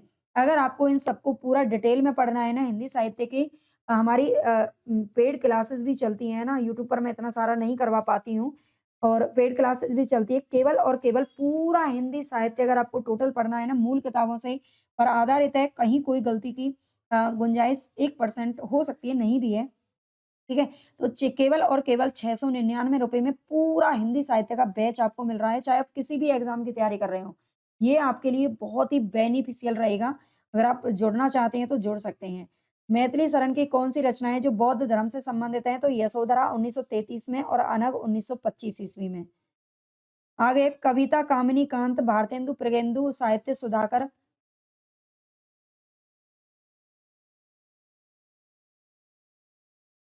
आदि उपाधियों से किसे विभूषित किया गया था? तो नाथूराम शर्मा शंकर को किया गया है। नेक्स्ट है मलिक मोहम्मद जायसी ने अपने किस ग्रंथ में कयामत का वर्णन किया है? तो ये आखिरी कलाम में किया है। राधा वल्लभ संप्रदाय के प्रवर्तक कौन है? तो ये हित हरिवंश है। फ्रिज पे अभट्ट में शिक्षा शब्द के लिए कौन सा रूप मिलता है? तो ये शिक्षा, ठीक है। अभट्ट में शिक्षा शब्द के लिए कौन सा रूप मिलता है? कौन सा शब्द प्रयोग करते हैं? तो शिक्षा करते हैं। आदिकाल को बीज वपन काल नाम किसने दिया है? तो ये महावीर प्रसाद द्विवेदी ने दिया है, ठीक है। तो कुमारपाल चरित के रचनाकार कौन है? तो ये हेमचंद्र। अब इससे आगे मैं आपको कल पढ़ाऊंगी। मैं एक दिन में, अगर आपको चाहते हो ज्यादा से ज्यादा प्रश्न हो तो आप ज्यादा से ज्यादा सपोर्ट करना, ज्यादा से ज्यादा लाइक सब्सक्राइब करना। 5000 पूरे प्रश्नों की सीरीज आपको पूरी पीडीएफ ये चाहिए, आप पढ़ना है बार बार, तो आप 99 रुपए में जाकर के परचेज कर सकते हैं एप्लीकेशन से। अगर हिंदी साहित्य के बैच से जुड़ना चाहते हैं तो भी आप जुड़ सकते हैं, केवल 699। उन्हें ये एक ग्रंथ का नाम है भाषा और समाज और इसके लेखक हैं रामविलास शर्मा जी, ठीक है। रामविलास शर्मा जी जो एक लेखक और आलोचक दोनों के रूपों में जाने जाते हैं। रस गंगाधर में पंडित राज जगन्नाथ ने किस बादशाह की प्रशंसा की है? रस गंगाधर जो ग्रंथ है ये पंडित राज जगन्नाथ जी का है, ये आपने जरूर पढ़ा होगा काव्य शास्त्र में। और इसमें इन्होंने किस बादशाह की प्रशंसा की है? तो ये की है शाहजहां की प्रशंसा। और शाहजहां कौन है ये आपको बताने की जरूरत नहीं है, सभी जानते होंगे, इतिहास पढ़ते हैं। कार्यत्री और भावयित्री प्रतिभा का विभाजन किस आचार्य ने किया है? कार्यत्री और भावयित्री प्रतिभा का विभाजन करने वाले हैं राजशेखर। नेक्स्ट यहाँ पर क्वेश्चन हमारा, भरत मुनि के अनुसार काव्य में कुल कितने गुण होते हैं? भरत मुनि के अनुसार काव्य में कुल 10 गुण होते हैं। इन्होंने कितना माना है? 10 गुण, और 10 ही इन्होंने दोष माने हैं, ठीक है। 10 गुण और 10 दोष माने हैं। ये ध्यान रखना। आगे है समालोचना दर्श के शीर्षक से ऐसे ऑन क्रिटिसिज्म का अनुवाद किसने किया है? समालोचना दर्श के शीर्षक से ऐसे ऑन क्रिटिसिज्म का अनुवाद करने वाले कौन है? तो ये है जगन्नाथ दास रत्नाकर। नेक्स्ट क्वेश्चन है अनुमितिवाद के प्रतिष्ठाता आचार्य कौन है? अनुमितिवाद के प्रतिष्ठाता आचार्य कौन है? तो ये है आचार्य शंकुक। अनुमितिवाद याद रखना है। आगे पाणिनि ने किस ग्रंथ के द्वारा भाषा को एक रूपता देने का प्रयास किया है? तो ये अष्टाध्यायी के द्वारा किया है। ठीक है, अष्टाध्यायी ग्रंथ ये लिखा था, पाणिनि के द्वारा लिखा गया है और इस ग्रंथ में इन्होंने भाषा को एक रूपता देने का प्रयास किया है। आगे है भक्ति को रस रूप में प्रतिष्ठित करने वाले आचार्य कौन है? तो भक्ति को रस रूप में प्रतिष्ठित करने वाले आचार्य हैं रूप गोस्वामी। नेक्स्ट है हमारी यात्रा के यात्रा वृत्तकार कौन है? तो ये लोचन प्रसाद पांडे जी। हमारी यात्रा के यात्रा वृत्तकार, ठीक है, ग्रंथ का नाम क्या है? ये यात्रा वृत्तांत है और ये हमारी यात्रा। निर्मल वर्मा का यात्रा संस्मरण चीड़ों पर चांदनी जो कि 1964 ईस्वी में प्रकाशित हुआ, ये किस पर आधारित है? तो ये यूरोप प्रवास पर आधारित है। ठीक है, यूरोप प्रवास। निर्मल वर्मा जब यूरोप में गए होंगे कभी तो उन्होंने लिखा है चीड़ों पर चांदनी यात्रा वृतांत, लिखा है 1964 में प्रकाशित हुआ था। आगे पृथ्वी प्रदक्षिणा 1914 ईस्वी में आया, इसके लेखक कौन है? तो ये शिव प्रसाद गुप्त। पृथ्वी प्रदक्षिणा ग्रंथ के लेखक कौन है? तो शिव प्रसाद गुप्त हैं। प्रिंस ऑफ वेल्स की भारत यात्रा का विस्तृत वर्णन युवराज की यात्रा शीर्षक से किसने किया है? प्रिंस ऑफ वेल्स की भारत यात्रा का विस्तृत वर्णन किसने किया है? चंडी प्रसाद सिंह ने, और ग्रंथ का नाम क्या रखा था? युवराज की यात्रा। आगे है भोला राम का जीव किस विधा की रचना है? भोला राम की का जीव ये निबंध है और ये निबंध किसका है? हरिशंकर परसाई जी का निबंध है जो कि हमारे यूजीसी नेट के सिलेबस में भी है। यात्री मित्र यात्रा वृतांत के लेखक कौन है? तो ये सत्यदेव परिव्राजक। यात्री मित्र यात्रा वृतांत के लेखक कौन है? सत्यदेव परिव्राजक हैं। आगे अमिट रेखाएं 1951 के संस्मरण रेखा चित्रकार कौन है? अमिट रेखाएं जो कि 1951 में आया है, इसके संस्मरण रेखा चित्रकार कौन है? तो ये है सत्यवती मलिक। अगर आपको ये हमारी जो सीरीज है वो पूरे 5000 प्रश्नों की है, पूरे 5000 प्रश्न है इसमें वन लाइनर, जो कि पूरी यूथ पब्लिकेशन को वन लाइनर में कन्वर्ट किया गया है। अगर आप इन सब का पीडीएफ चाहते हो, देखो इतनी सारी पीडीएफ तो ऐसे मतलब टेलीग्राम वगैरह पर तो नहीं मिल सकती इतनी बड़ी पीडीएफ। तो आप ये पीडीएफ अगर लेना चाहते हैं तो केवल और केवल 99 रुपए में आप एप्लीकेशन से जाकर के ले सकते हैं और एप्लीकेशन की जो लिंक है ये आपको कमेंट बॉक्स में मिल जाएगी। आगे बाजे पायलिया के घुंघरू के लेखक कौन है? बाजे पायलिया के घुंघरू के लेखक हैं कन्हैया लाल मिश्र प्रभाकर जी। भारतीय नारी की समस्याओं को आधार बनाकर महादेवी वर्मा ने कौन सा ग्रंथ लिखा है? तो ये लिखा है श्रृंखला की कड़ियां, ये इनका निबंध है। भारतीय नारी की समस्याओं को आधार बनाकर के लिखा गया है 1942 ईस्वी में। आगे तिरस्कृत नामक आत्मकथा किसके द्वारा लिखी गई है? तो यह सूरजपाल सिंह चौहान के द्वारा लिखी गई है तिरस्कृत नामक आत्मकथा। हरिवंश राय बच्चन जी की आत्मकथा कितने खंडों में विभाजित है? तो यहाँ पर हमारा सही आंसर हो जाएगा 4 खंडों में विभाजित है और 4 खंडों का जो नाम है वो ये रहा। इन्हीं शीर्षक से और इसी क्रम से ये लिखा गया है। क्या भूलूं क्या याद करूं, नीड़ का निर्माण, फिर बसेरे से दूर और 10 द्वार से सोपान तक। आगे है सिंहावलोकन किसकी आत्मकथा है? तो ये यशपाल की आत्मकथा का नाम है जो कि 3 खंडों में प्रकाशित हुई थी। 1951, 52 और 1955 ईस्वी में प्रकाशित की गई है।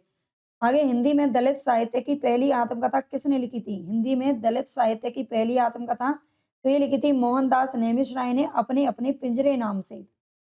नेक्स्ट है नेताजी सुभाष चंद्र बोस द्वारा लिखित अपनी आत्मकथा का क्या नाम है?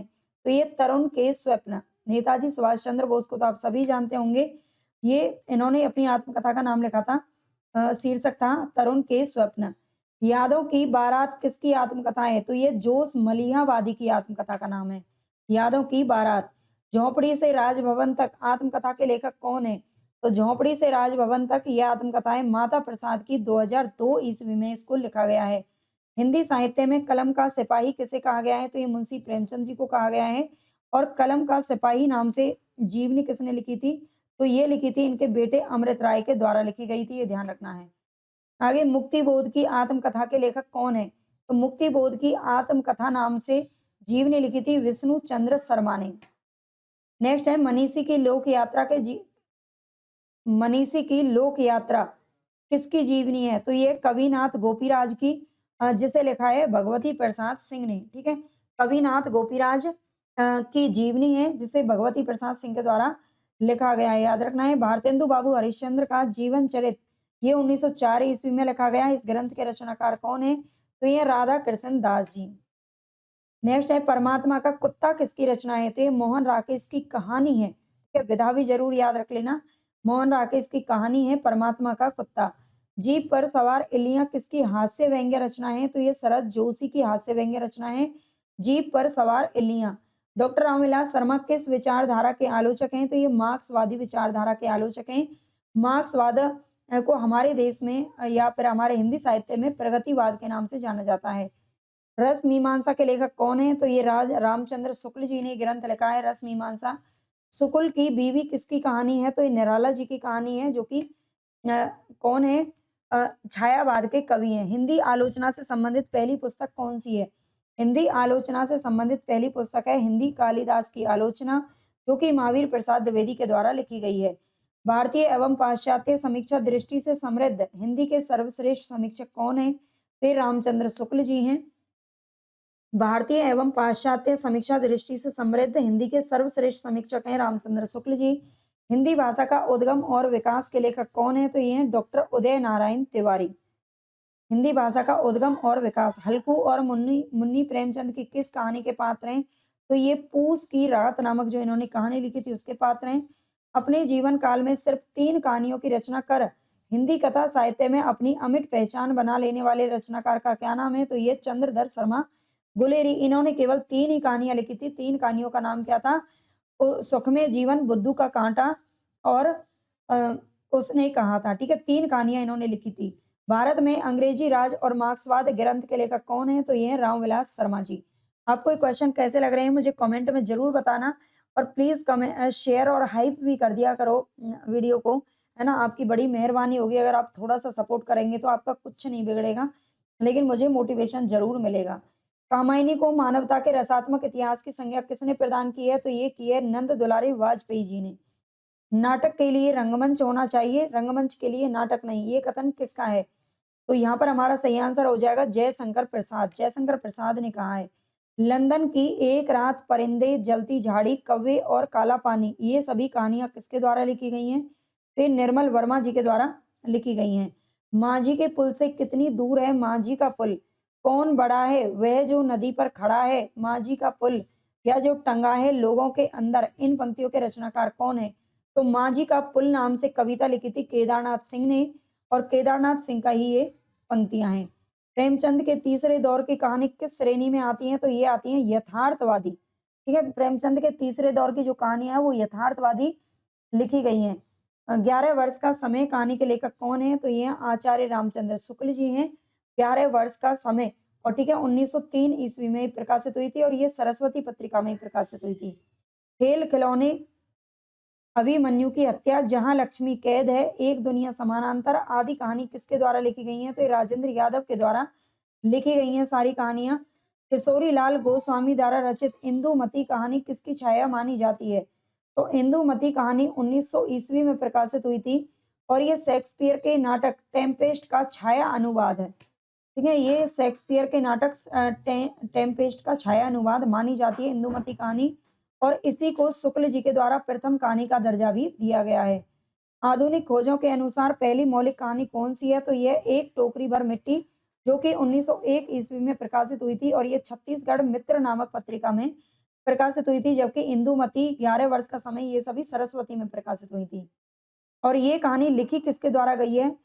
तो यहाँ पर हमारा सवाल भी ये भी उठता है, ये माधवराव सप्रे के द्वारा लिखी गई है, ठीक है। माधवराव सप्रे इसके लेखक का नाम है, ये भी ध्यान रखना।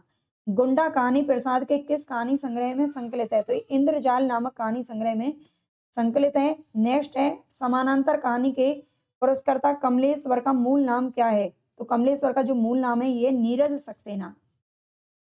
मुंशी प्रेमचंद की अंतिम कहानी का नाम क्या है? तो ये कफन है, जो कि 1936 ईस्वी में प्रकाशित हुई थी। कफन कहानी। जगदम्बा बाबू गांव आ रहे हैं, ये कहानी संग्रह किस कथा लेखिका की है?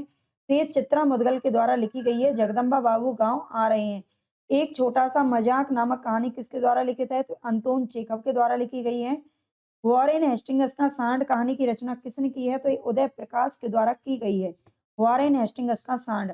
कहानी विधा का विकास किस शताब्दी से जाना जाता है? तो ये 19वीं शताब्दी से जाना जाता है। कहानी विधा का विकास। महाभोज मन्नू भंडारी का कैसा उपन्यास है? तो एक राजनीतिक उपन्यास है महाभोज मन्नू भंडारी जी का। गोबर, झुनिया, मेहता, होरी, धनिया, चुईया आदि पात्र मुंशी प्रेमचंद के किस उपन्यास से हैं? तो ये गोदान उपन्यास से लिए गए हैं, जो कि 1936 में इनका अंतिम पूर्ण उपन्यास है जो प्रकाशित हुआ था। निपुणिका आचार्य हजारी प्रसाद द्विवेदी के किस उपन्यास के स्त्री पात्र हैं? तो ये बाण भट्ट की आत्मकथा, जो कि इनका उपन्यास है और ये 1946 ईस्वी में प्रकाशित हुआ था। नेक्स्ट है आचार्य रामचंद्र शुक्ल के अनुसार हिंदी का पहला उपन्यास कौन सा है? तो ये परीक्षा गुरु है, जो कि लाला श्रीनिवास दास जी के द्वारा लिखा गया है। लाला श्रीनिवास दास जी के द्वारा लिखा गया है, ये ध्यान रखना, और 1882 ईस्वी में प्रकाशित हुआ था। मुंशी प्रेमचंद का अपूर्ण उपन्यास कौन सा है? तो ये मंगलसूत्र है, जो कि अपूर्ण रह गया था, इनका पूरा नहीं हो पाया था। जैनेन्द्र के किस उपन्यास पर आधारित फीचर फिल्म बनी है? तो ये त्याग पत्र नामक जो उपन्यास है, इस पर फिल्म बन चुकी है। नागफनी का देश, जो कि अमृत राय की रचना है, किस काल की रचना है? तो ये आधुनिक काल की रचना है, जो कि 1953 ईस्वी में आई थी। नेक्स्ट है फणीश्वर नाथ रेणु के उपन्यास मेला आंचल में किस गांव की कथा का वर्णन है? तो ये मेरीगंज गांव की कथा का वर्णन है, जो कि बिहार के पूर्णिया जिले का एक गांव है। ठीक है, बिहार के पूर्णिया जिले का एक गांव है। गिलोवल गांव के देवता उपन्यास के लेखक कौन है? तो ये रणेंद्र हैं। यह उपन्यास वनवासियों के जीवन पर आधारित है। गिलोवल गांव के देवता। आगे सिख अमलदारी को उखाड़ती हुई ब्रिटिश साम्राज्यशाही का चित्रण किस उपन्यास में हुआ है? तो ये मैया दास की माड़ी में हुआ है, जो कि भीष्म साहनी जी के द्वारा लिखा गया है। सूनी घाटी का सूरज उपन्यास के लेखक कौन है? तो ये श्रीलाल शुक्ल जी, जो कि 1957 ईस्वी में आया था। सूनी घाटी का सूरज 1957। अमृतलाल नागर द्वारा रचित किस उपन्यास में काम और राम का द्वंद्व चित्रित है? तो ये मानस का हंस में चित्रित है, जो कि 1972 ईस्वी में प्रकाशित हुआ था। काम और राम का द्वंद्व इसी में है, और ये तुलसीदास के जीवन पर आधारित है, ये भी ध्यान रखना है। ठीक है, तुलसीदास के जीवन पर आधारित है। कितने ही सिद्धांत जो एक जमाने में सत्य समझे जाते थे, आज असत्य सिद्ध हो गई हैं, पर कथाएं आ, आज भी उतनी ही सत्य हैं, क्योंकि उनका संबंध मनोभावों से है। ये कथन किस उपन्यासकार का है? तो ये मुंशी प्रेमचंद का है, जिन्हें उपन्यास सम्राट भी कहा जाता है। बेताल पच्चीसी उपन्यास के लेखक कौन है? तो बेताल पच्चीसी नामक जो उपन्यास है, ये सोमदेव भट्ट के द्वारा लिखा गया है। आपको क्वेश्चन कैसे लग रहे हैं, प्लीज कमेंट में जरूर बताइएगा। ठीक है, हजारी प्रसाद द्विवेदी के उपन्यास नामदास का पोथा में किस उपनिषद के सर्वाधिक स्थलों का प्रयोग हुआ है? तो ये छांदोग्य उपनिषद के सर्वाधिक स्थलों का प्रयोग किया गया है। नेक्स्ट है मिलजुल मन उसके हिस्से की धूप, कठगुलाब, वंशज, चित कोबरा। ये सभी उपन्यास किसके हैं? तो ये मृदुला गर्ग के हैं। एक और उपन्यास आता है जिसका नाम है अनित्य।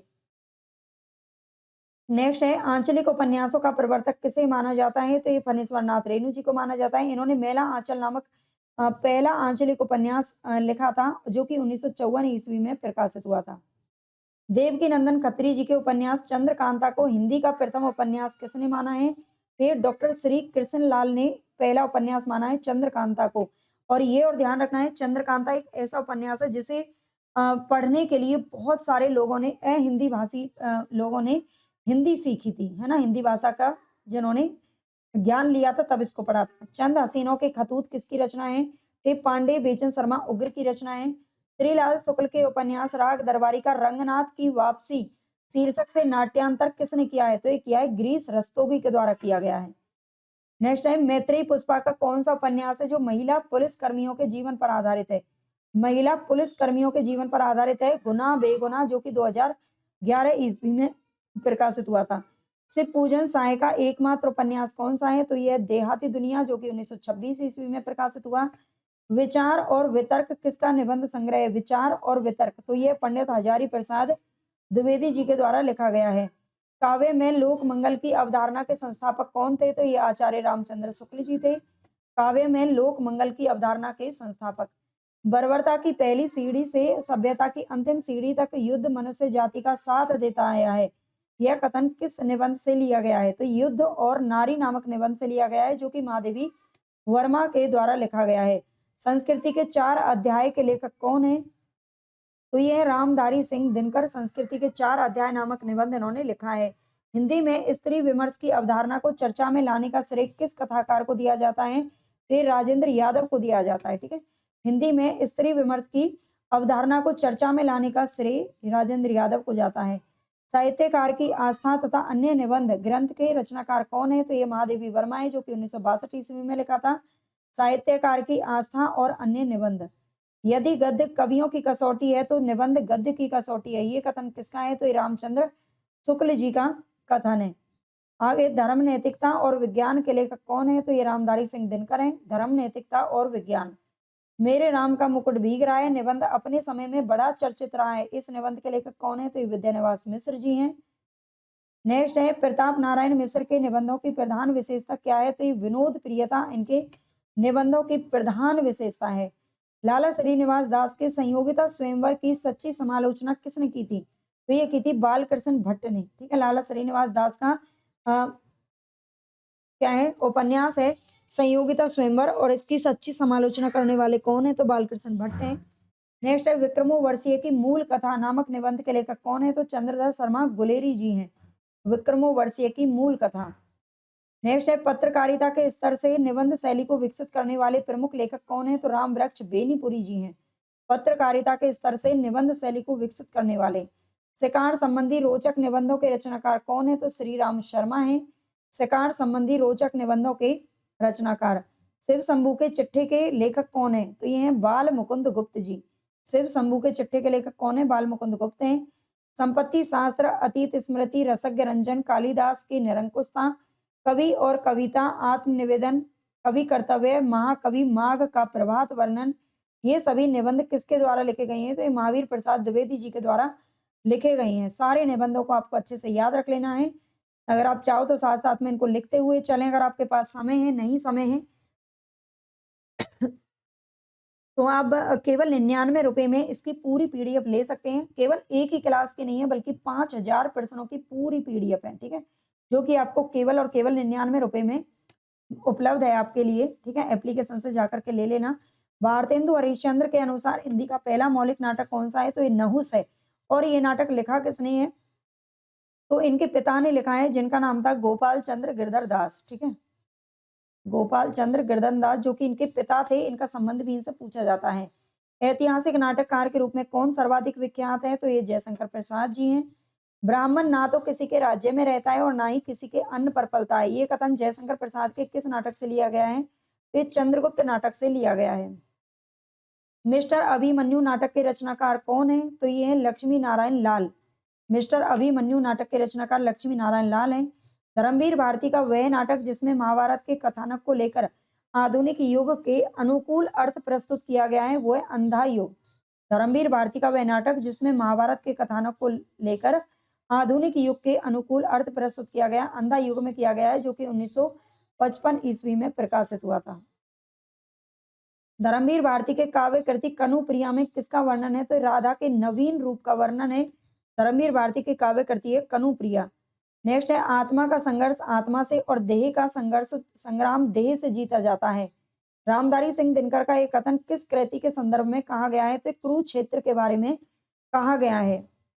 हिंदी साहित्य में मार्क्सवादी चेतना की अभिव्यक्ति जिस काव्य धारा में देखने को मिलती है, उस धारा को क्या कहा जाता है?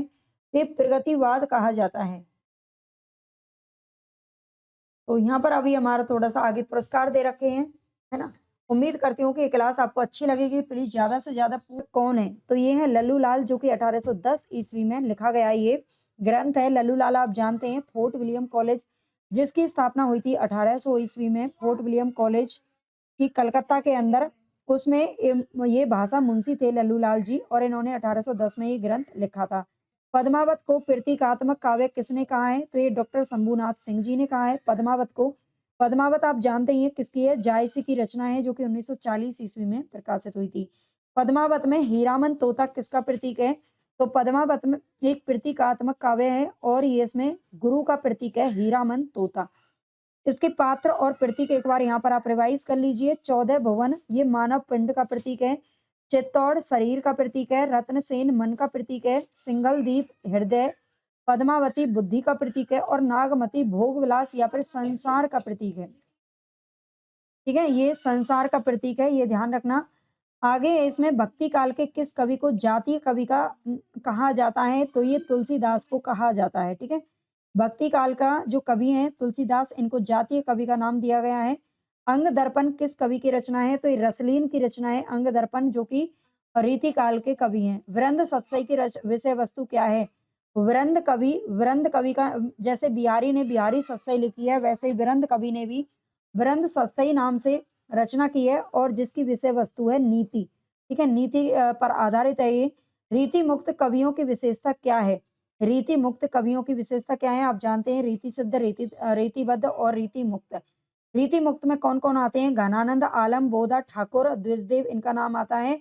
और रीति मुक्त कवियों की विशेषता थी स्वच्छंदतावादी। इन्होंने किसी भी मतलब किसी भी बंधन को स्वीकार नहीं किया, बल्कि इनके मन में जो कुछ भी आया वही लिख डाला। आत्म प्रधान और व्यक्ति परक इन्होंने रचनाएं की है। सांकेतिक और व्यंजना प्रधान, कल्पना और असाधारणता की प्रचुरता, भाव प्रधान अधिक और रूप प्रधान कम। ठीक है, भाव प्रधान अधिक ये कवि रहे हैं।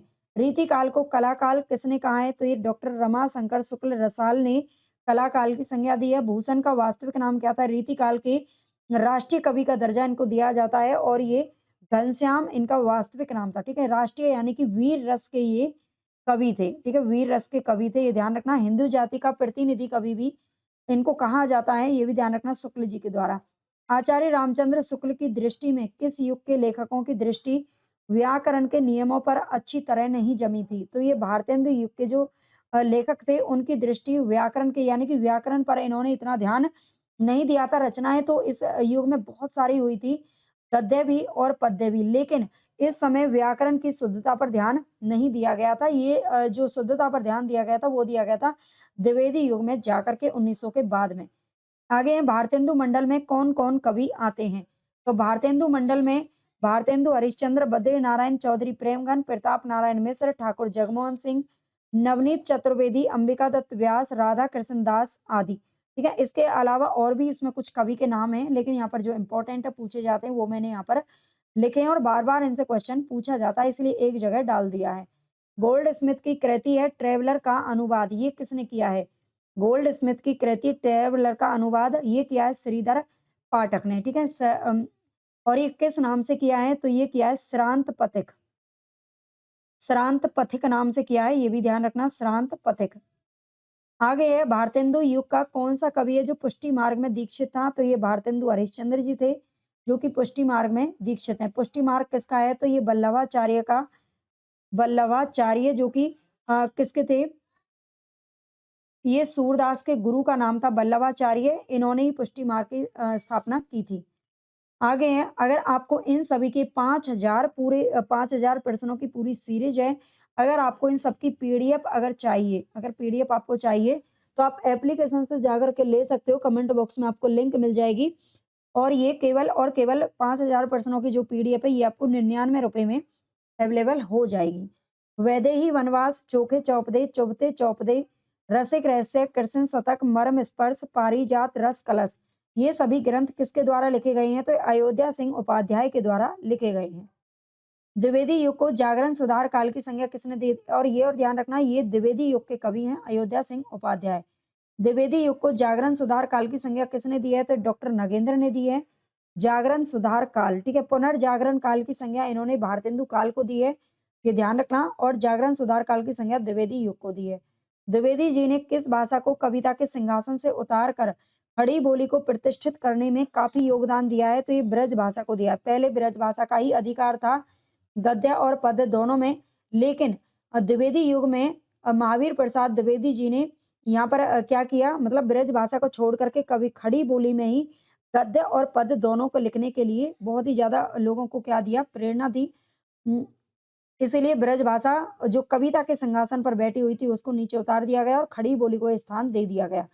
खड़ी बोली हिंदी का प्रथम महाकाव्य कौन सा है? तो यह प्रिय प्रवास 1914 ईस्वी में लिखा गया था। 17 सर्ग हैं इसके अंदर, और ये भी ध्यान रखना है कि ये हरिऔध जी के द्वारा लिखा गया है। ठीक है, हरिऔध यानी कि अयोध्या सिंह उपाध्याय, हरिऔध के द्वारा ये लिखा गया है। आगे है, भक्ति काल में गृहस्थ जीवन का जैसा सुंदर चित्रण सूरदास में मिलता है वैसा ही आधुनिक काल के किस कवि में मिलता है?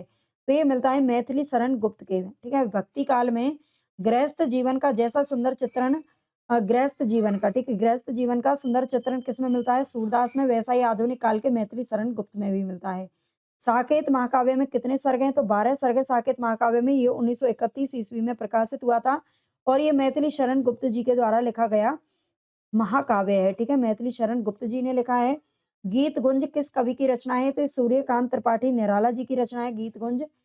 जयशंकर प्रसाद कृत प्रलय की छाया की विषय वस्तु के केंद्र में कौन है? तो ये रानी कमलावती का पश्चाताप, ठीक है, जयशंकर प्रसाद के द्वारा लिखी गई है प्रलय की छाया। प्रलय की छाया नामक जो रचना है, इसमें रानी कमलावती का पश्चाताप दिखाया गया है। हिम किरीटनी, हिम तरंगिनी, माता और समर्पण, ये सभी कविताएं किसके द्वारा लिखी गई हैं? तो माखनलाल चतुर्वेदी जी के द्वारा लिखी गई हैं। नेक्स्ट है शेर सिंह का शस्त्र समर्पण के रचनाकार कौन है? तो ये है जयशंकर प्रसाद जी। अंतःकरण की वृत्तियों के चित्र का नाम कविता है। कविता के बारे में यह उक्ति किसकी है? तो ये है महावीर प्रसाद द्विवेदी जी की उक्ति है, जिनके नाम पर द्विवेदी युग का नामकरण हुआ था। कविता तो कवि की आत्मा का आलोक है, उसके हृदय का रस है, जो बाहर की वस्तु का अवलंब लेकर फूट पड़ती है। ये कथन किसका है? तो ये जो कथन है वो है रामधारी सिंह दिनकर जी का। कवियों की उर्मिला विषयक उदासीनता निबंध के लेखक कौन है? तो ये महावीर प्रसाद द्विवेदी। ये निबंध किसने लिखा है? कवियों की उर्मिला विषयक उदासीनता। चितवन की छां 1953 ईस्वी में लिखा गया निबंध संग्रह है। इसके रचयिता कौन है? तो ये विद्यानिवास मिश्र। नेक्स्ट हमारा क्वेश्चन है रांगे राघव कौन सा उपन्यास रांगे राघव का कौन सा उपन्यास कर्नट कबीलों के जीवन यथार्थ के विविध पक्षों पर आधारित है? तो ये कब तक पुकारूं 1957 ईस्वी में ही प्रकाशित हुआ था। हास उपन्यास के लेखक कौन है? तो ये संजीव। तर्पण और त्रिशूल, तर्पण और त्रिशूल दो उपन्यास हैं, किसके द्वारा लिखे गए हैं? तो शिव मूर्ति के द्वारा लिखे गए हैं तर्पण और त्रिशूल। सुरंग में सुबह उपन्यास के लेखक कौन है? तो ये मिथिलेश्वर। सुरंग में सुबह उपन्यास के लेखक मिथिलेश्वर हैं। औरत की बोली उपन्यास के रचनाकार कौन है? तो ये गीता श्री। औरत की बोली नामक उपन्यास किसका है? गीता श्री का है। तीसरी सत्ता उपन्यास के लेखक कौन है? तो ये गिरिराज किशोर हैं। तीसरे सत्ता नामक जो उपन्यास है गिरिराज किशोर का है। चौखट उपन्यास के रचयिता कौन है? तो ये द्रोणवीर कोहली ने लिखा है चौखट। चौगाने हस्ती नामक उर्दू उपन्यास को प्रेमचंद ने हिंदी में किस नाम से लिखा है? ये मैं आपको पहले भी बता चुकी हूँ कि जो प्रेमचंद जी है वो पहले उर्दू में लिखा करते थे नवाब राय नाम से, लेकिन 1908 ईस्वी में जब इनके सोजे वतन को अंग्रेजों द्वारा जब्त कर लिया गया तो उसके बाद इन्होंने प्रेमचंद नाम से लिखना शुरू किया, जो कि ये नाम इन्हें मुंशी दया नारायण ने दिया था। और इसके बाद जो इन्होंने उर्दू में रचनाएं लिखी थी उनका इन्होंने हिंदी में रूपांतरण करना शुरू कर दिया। ठीक है, उर्दू की जितनी भी रचनाएं थी उन सबको ये चाहते थे कि लोग इनको पढ़ें, ज्यादा से ज्यादा ये जनता इनको पढ़े, इसलिए इन्होंने हिंदी में रूपांतरण किया। तो चौगाने हस्ती नामक जो उर्दू उपन्यास है इसको रंगभूमि नाम से इन्होंने इसमें हिंदी में रूपांतरण इसका कर दिया और 1925 ईस्वी में प्रकाशित हुआ। आगे है उर्दू उपन्यासों का हिंदी में रूपांतरण, सारे यहाँ पर आपको देखने को मिलेंगे। असरारे माविद देवा स्थान, असरारे माविद देवा स्थान रहस्य हम खुरमा व हम सवाब। देखिए यहाँ पर थोड़ा सा डैश की मिस्टेक है बस। असरारे माविद को किस नाम से किया गया था? तो देवा स्थान रहस्य के नाम से किया गया था। ठीक है, ये हिंदी रूपांतरण है। हम खुरमा व हम सवाब नामक इन्होंने उर्दू में लिखा था और इसको हिंदी में नाम दिया था प्रेमा अर्थात दो सखियों का विवाह। किसना को गबन नाम दिया गया। जलवा ए इसार वरदान, बाजारे हुस्न सेवा सदन, गोसाएं आफियत प्रेमाश्रय, चौगाने हस्ती रंग भूमि का नाम इन्होंने दिया है। जबकि इसके अलावा बाद में इनके जो लिखे गए थे कायाकल्प नामक इन्होंने उपन्यास लिखा था, जो कि इनका प्रथम मौलिक उपन्यास है हिंदी का। दिन भर रोजा रहते हैं रात हनत हैं गाय, यह तो खून व बंदगी कैसे खुशी खुदाए। ये पंक्ति किसकी है? तो ये कबीरदास की पंक्ति है। कबीरदास जी कहते हैं, कबीरदास जी ने हिंदू और मुस्लिम दोनों को ही ललकारा था, धमकाया था। किस चीज के लिए? जो वो पाखंड करते थे उनके लिए। वो कहते हैं कि दिन भर तो रोजा रहते हैं, ये मुस्लिमों को पर मतलब कहा है उनकी जो भी काम वो करते हैं ना उस पर आक्रमण इन्होंने किया है। दिन भर रोजा रहते हैं रात हनत हैं गाय। आगे है महाश्वेता, बागेश्वरी, ब्राह्मी, शारदा, वीणा पानी, भारती और इला। ये सभी किसके पर्यायवाची शब्द हैं? तो ये सरस्वती के पर्यायवाची शब्द हैं। आविर्भाव का विलोम शब्द क्या होगा? तो ये होगा तिरोभाव। आविर्भाव तिरोभाव। कलापी, शिखंडी, मयूर, शिव, शिव सुत वाहन, ध्वजी, केकी, सारंग, नीलकंठ और हरि ये सभी किसके पर्यायवाची हैं? तो ये मोर के पर्यायवाची शब्द हैं। महत्वाकांक्षा का मोती निष्ठुरता की सीपी में पलता है, ये प्रसाद के किस नाटक का कथन है? तो ये चंद्रगुप्त नाटक का कथन है, जो कि 1931 ईस्वी में प्रकाशित हुआ था। आगे हिंदी साहित्य में सरदार पूर्ण सिंह की ख्याति किस रूप में है? तो एक निबंधकार के रूप में है और इन्होंने अपने जीवन में केवल और केवल 6 निबंध लिखे थे, ठीक है? 6 निबंधों की रचना इन्होंने की थी।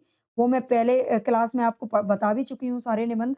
मोहन राकेश के आधे अधूरे नाटक के प्रमुख स्त्री पात्र का क्या नाम है? तो ये सावित्री नाम है, ठीक है? सावित्री नाम है। पांडव शब्द में कैसा प्रत्यय है? तो तद्धित प्रत्यय है, ठीक है? तद्धित प्रत्यय किसमें लगता है? संस्कृत में 2 प्रत्यय होते हैं, कृत प्रत्यय और तद्धित प्रत्यय। जो संज्ञा, सर्वनाम या विशेषण के पीछे लगता है, वो तद्धित प्रत्यय होता है, जबकि जो क्रिया के पीछे लगता है, क्रिया शब्द में लगता है, वो कृत प्रत्यय होता है। जिस समास में उत्तर पद की प्रधानता होती है, उसे क्या कहते हैं? तो तत्पुरुष समास कहते हैं। शोकाकुल में कौन-सा समास है? तत्पुरुष समास है। ऐतिहासिक नाटककार के रूप में कौन सर्वाधिक प्रसिद्ध है? तो ये जयशंकर प्रसाद जी प्रसिद्ध हैं। साईं के सब जीव हैं, कीरी कुंजर दो, ये पंक्तियाँ किसकी हैं? तो ये कबीरदास की पंक्तियाँ हैं। हिंदी भाषा में वचन कितने प्रकार के होते हैं? तो 2 प्रकार के होते हैं, जबकि संस्कृत में 3 वचन होते हैं। मनुष्य और मनुष्य के बीच वस्तुओं के विषय में अपनी इच्छा और मति का आदान-प्रदान करने के लिए व्यक्त ध्वनि संकेतों का जो व्यवहार होता है, उसे भाषा कहते हैं। भाषा की ये परिभाषा किसने दी है? तो ये डॉक्टर श्याम सुंदर दास जी ने दी है। ठीक है? भाषा की परिभाषा आपको अच्छे से याद रख लेनी है। अपभ्रंश भाषाओं का विकास किससे हुआ है? तो ये प्राकृत भाषाओं से अपभ्रंश का विकास हुआ है। ट्रेनिंग शब्द का पारिभाषिक शब्द क्या है? तो ये प्रशिक्षण है। ये प्रश्न आपके टीजीटी, पीजीटी जैसे एग्जाम में अलग-अलग में पूछे गए हैं, है ना? छत्तीसगढ़ी बोली हिंदी के किस उपभाषा वर्ग के अंतर्गत आता है? तो ये पूर्वी हिंदी के अंतर्गत आता है। अवधी, बघेली और छत्तीसगढ़ी।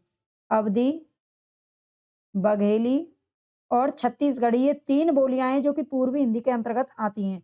मुख कमल समीप सजेते, दो किसलय दल पुरेन के, इन पंक्तियों में कौन सा अलंकार है? तो ये रूपक अलंकार का उदाहरण है। अभिव्यंजनावाद के प्रवर्तक कौन है? तो ये क्रोचे साहब हैं। काव्य अलंकार संग्रह के रचनाकार कौन है? तो ये उद्भट हैं, जबकि काव्य अलंकार नामक जो ग्रंथ है वो भामा ने लिखा है। उड़ते चलो यात्रा वृतांत किसकी कृति है? तो ये रामरक्ष बेनीपुरी की है। कुछ आप बीती कुछ जग बीती, इस संस्मरण के लेखक कौन है? तो ये भारतेंदु हरिश्चंद्र जी हैं। वे दिन वे लोग संस्मरण किसका है? तो ये शिव पूजन सहाय का है। महादेवी वर्मा ने गौरा नामक संस्मरण किस जानवर पर आधारित लिखा है? तो गाय पर आधारित लिखा है गौरा नामक जो संस्मरण है। जंगल के जीव किसकी संस्मरणात्मक कृति है? तो ये श्री राम शर्मा की है। कस्तूरी कुंडल बसे, ये आत्मकथा किसने लिखी है? तो ये मैत्रेयी पुष्पा जी ने लिखी है। रस सिद्धांत और नई समीक्षा, नए संदर्भ आलोचनात्मक कृतियां किसकी हैं? तो ये डॉक्टर नगेंद्र ने लिखी है। रस सिद्धांत एक है और नई समीक्षा, नए संदर्भ, ये दोनों आलोचनात्मक कृतियां हैं डॉक्टर नगेंद्र जी की। निराला की साहित्य साधना किसकी आलोचनात्मक कृति है? तो रामविलास शर्मा जी की है, जो कि 1969 ईस्वी में लिखी गई है। काव्य में अभिव्यंजनावाद और काव्य में रहस्यवाद, ये दोनों आलोचनात्मक ग्रंथ किसके हैं? तो रामचंद्र शुक्ल जी के हैं। हिंदी साहित्य 20वीं शताब्दी आलोचनात्मक ग्रंथ के लेखक कौन है? तो ये नंद दुलारे वाजपेयी जी हैं। भारतीय सौंदर्य बोध और तुलसीदास नामक आलोचनात्मक ग्रंथ किसने लिखा है? तो रामविलास शर्मा ने लिखा है 2001 ईस्वी में। आगे ताई और रक्षाबंधन नामक कहानियां किसकी हैं? दोनों कहानियां हैं। कहानियां किसने लिखी हैं? विशंबर नाथ शर्मा ने लिखी हैं। ताई और रक्षाबंधन। काव्य मीमांसा, बाल रामायण, बाल भारत, कर्पूर मंजरी, विद्वत साल भंजिका आदि ग्रंथ किसके द्वारा लिखे गए हैं? तो राजशेखर ने लिखे हैं। चंद्रधर शर्मा गुलेरी की कहानी उसने कहा था, इसका आधार विषय क्या है? तो प्रथम विश्व युद्ध की पृष्ठभूमि है। ये 1915 ईस्वी में सरस्वती पत्रिका में प्रकाशित हुई थी। मृग और तृष्णा नामक कहानी किसकी है? तो ये हरि नारायण व्यास ने लिखी है मृग और तृष्णा। हिंदी की प्रथम कहानी लेखिका किसे स्वीकार किया जाता है? तो राजेंद्र बाला घोष को किया जाता है, जो कि बंग महिला के नाम से जानी जाती है। इन्होंने चंद्रदेव से मेरी बातें 1904 ईस्वी में इनकी छपी थी, जो कि प्रथम कहानी है। कबीरदास को भाषा का डिक्टेटर कहने वाले आचार्य कौन है? तो हजारी प्रसाद द्विवेदी जी हैं। आगे मुसलमान के अनुसार मुसलमान कबीर के गुरु को किसके रूप में मानते हैं? तो शेख तकी के रूप में मानते हैं, ठीक है? शेख तकी को कबीर का गुरु माना है मुसलमानों ने। हिंदी भक्ति काव्य का प्रथम क्रांतिकारी पुरस्कर्ता कबीर आई कथन किसका है? तो डॉक्टर बच्चन सिंह का है। हिंदी में भक्त साहित्य की परंपरा का परिवर्तन किसने किया है? तो संत नामदेव ने किया है, जो कि महाराष्ट्र के कवि हैं। आदिकाल को अत्यधिक विरोधी और व्याघातों का युग किसने कहा है? तो ये हजारी प्रसाद द्विवेदी जी ने कहा है। भक्ति का जो सोता दक्षिण की ओर से धीरे धीरे उत्तर भारत की ओर पहले से ही आ रहा था, उसे राजनीतिक परिवर्तन के कारण शून्य पड़ते हुए जनता के हृदय क्षेत्र में फैलने के लिए पूरा स्थान मिल गया। ये कथन किसका है? तो ये रामचंद्र शुक्ल जी का कथन है। मुल्ला दाऊद की चंदायन को लोर कथा के नाम से किसने पुकारा है? तो डॉक्टर माता प्रसाद गुप्त ने पुकारा है। जायसी की कौन सी रचना है जिसमें वर्णमाला के एक एक अक्षर को लेकर सिद्धांत संबंधित तत्वों से भरी चौपाइयां लिखी गई हैं? तो यह अखरावट। कबीर ने केवल भिन्न प्रतीत होती हुई परोक्ष सत्ता की एकता का आभास दिया था। प्रत्यक्ष जीवन की एकता का दृश्य सामने रखने की आवश्यकता बनी हुई थी। ये जायसी द्वारा पूरी हुई। ये कथन किसका है? तो ये शुक्ल जी का कथन है। जायसी की पद्मावत को हिंदी में अपने ढंग की अकेली ट्रेजेडी कृति किसने कहा है? तो विजय देव नारायण शाही ने कहा है। तुलसी की कौन सी 5 लघु कृतियां हैं जिनको पंचरत्न का दर्जा दिया जाता है? तो पंचरत्न इनकी 5 रचनाएं हैं, वैराग्य संदीपनी, रामलला, नेचु, जानकी मंगल, पार्वती मंगल और बरबैर रामायण। ठीक है, ये इनकी लघु कृतियों में आती हैं। तुलसीदास की प्रथम और अंतिम रचना किसे माना जाता है? तो क्रम से वैराग्य संदीपनी को प्रथम माना जाता है, जबकि कवितावली इनकी अंतिम रचना के रूप में जानी जाती है। तुलसीदास की कौन-कौन सी रचनाएं जो ब्रज भाषा में लिखी गई हैं? तो वैराग्य संदीपनी, कृष्ण गीतावली, गीतावली, विनय पत्रिका, दोहावली और कवितावली। ये 6 रचनाएं हैं जो इनकी ब्रज भाषा में लिखी गई हैं और 6 रचनाएं इनकी अवधी भाषा में भी लिखी गई हैं। आगे रामचरितमानस के किस कांड को रामचरितमानस का हृदय स्थल कहा जाता है? तो ये अयोध्या कांड को कहा जाता है। तुलसीदास का संपूर्ण काव्य समन्वय की विराट चेष्टा, ये कथन किसका है? तो हजारी प्रसाद द्विवेदी जी ने कहा है। तुलसीदास को उत्प्रेक्षा का बादशाह किसने कहा है? तो डॉक्टर उदय भानु सिंह ने कहा है। ओम जय जगदीश हरे की रचना किसने की है? श्रद्धा राम फिल्लौरी ने की है। हमारे मत में हिंदू और उर्दू दो बोली न्यारी न्यारी हैं। हिंदी के इस देश के हिंदू बोलते हैं और उर्दू यहाँ के मुसलमान और पारसी पढ़े हुए हिंदुओं की बोलचाल है। ये कथन किसका है? तो राजा लक्ष्मण सिंह का ये कथन है। भारतेंदु हरिश्चंद्र के गुरु कौन थे? तो राजा शिव प्रसाद सितारे हिंद हैं। भारतेंदु हरिश्चंद्र को भारतेंदु की उपाधि किसने और कब दी थी? तो 1880 ईस्वी में इनको ये उपाधि दी गई थी। काशी के पंडित रघुनाथ ने दी थी। ठीक है, काशी के पंडित रघुनाथ ने दी थी। भारतेंदु जी के किस नाटक में काशी के धर्मा आडंबर का छाया चित्र मिलता है? तो प्रेम जोगिनी में मिलता है। भारतेंदु जी का कौन सा नाटक है जो अधूरा रह गया था और जिसे राधा कृष्ण दास ने पूरा किया था? तो ये था सती प्रताप। हिंदी भाषा का पहला मौलिक राजनीतिक नाटक कौन सा है? तो ये भारत दुर्दशा, जो कि भारतेंदु हरिश्चंद्र के द्वारा लिखा गया और ये लिखा गया 1880 ईस्वी में। मौलिक राजनीतिक नाटक है ये। ठीक है, तो यहाँ तक आज के लिए इतना ही काफी है। काफी सारे प्रश्न हमारे हो चुके हैं। ज्यादा से ज्यादा आप सपोर्ट करेंगे तो ज्यादा से ज्यादा प्रश्न आपको यहाँ पर करवा दिए जाएंगे। 5000 प्रश्नों को पूरी पृथ्वी से न्यारा है क्या? सूरदास का जो प्रेम पक्ष है, ये कथन किसका है? तो यहाँ पर हमारा करेक्ट आंसर तो आपको दिख ही रहा है भाई, ये आचार्य शुक्ल जी ने कहा है। ठीक है, शुक्ल जी प्रेम पक्ष को लोक से न्यारे बताते हैं। किसके? सूरदास के प्रेम पक्ष को। तो याद रखना। आगे है बिरमर गीत सार नाम से सूरदास के काव्य को किसने संपादित किया है? सूरदास की जो काव्य रचनाएं हैं उनको किसने संपादित किया है? भ्रमर गीत सार के नाम से। तो यहाँ पर हमारा सही आंसर हो जाएगा आचार्य रामचंद्र शुक्ल। नेक्स्ट है, पूरी वीडियो आप जरूर देख लेना और ज्यादा से ज्यादा प्लीज दोस्तों के साथ में ना शेयर जरूर किया करो। आप लोगों का सपोर्ट बहुत कम मिलता है, ना ही ज्यादा बच्चे कमेंट करते हैं और ना ही लाइक करते हैं और ना ही शेयर करते हैं। तो इस तरह से देखो काम करना थोड़ा सा मुश्किल हो जाता है और बहुत ही परेशान मतलब दुख होता है। तो प्लीज जरूर किया करें। कवितावली का उत्तरकांड कितने दोहों और छंदों में? दोहों छंदों में है, दोहा छंद में है ये। कवितावली का जो उत्तरकांड है, उत्तरकांड रामायण के अंदर ही नहीं है, केवल रामचरितमानस के अंदर, कवितावली के अंदर भी है और इसमें भी 7 कांड है। ये ध्यान रखना, रामचरितमानस की तरह इसमें भी 7 कांड है और इसमें हमारा सही आंसर हो जाएगा 143। सॉरी सॉरी भाई 183। ठीक है, 183 हमारा सही हो जाएगा। 183 दोहे इसमें छंद है। आगे बिहारी की भाषा कौन सी है? बिहारी आप जानते हैं, बिहारी ने केवल एकमात्र रचना अपनी बिहारी सतसई नाम से लिखी है और इसकी जो रचना है ये है ब्रज भाषा। ये भी ध्यान रख लेना, जो कि मुक्तक काव्य है। बिहारी की रचना बिहारी सतसई में कितने दोहे हैं? तो इसमें बड़ा ही कंफ्यूजन रहता है। अगर पेपर में पूछ लिया जाता है तो 713, कहीं पर 711 भी देखने को मिलता है, कहीं पर 719 भी देखने को मिलता है। ठीक है, 719 भी देखने को मिलता है।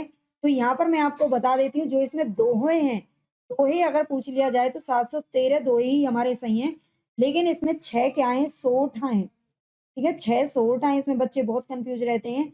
6 सोर्टों को ये जगन्नाथ दास रत्नाकर ने जो बिहारी रत्नाकर लिखी है, उसके अनुसार बताया जाता है कि इसमें 6 सोर्ट हैं और इनको मिला कर के 13 और 6 कितने हो गए? 19 हो गए, इसलिए 719 दोहे मान लिए जाते हैं। लेकिन पेपर में कभी भी दोनों एक साथ ज़्यादातर मिलते नहीं हैं, ठीक है? मिलते नहीं हैं, अगर एक ही इनमें से आता है तो आप 713 ही सही करेंगे। आगे है आचार्य विश्वनाथ प्रसाद मिश्र के अनुसार घनानंद की मृत्यु कैसे हुई थी?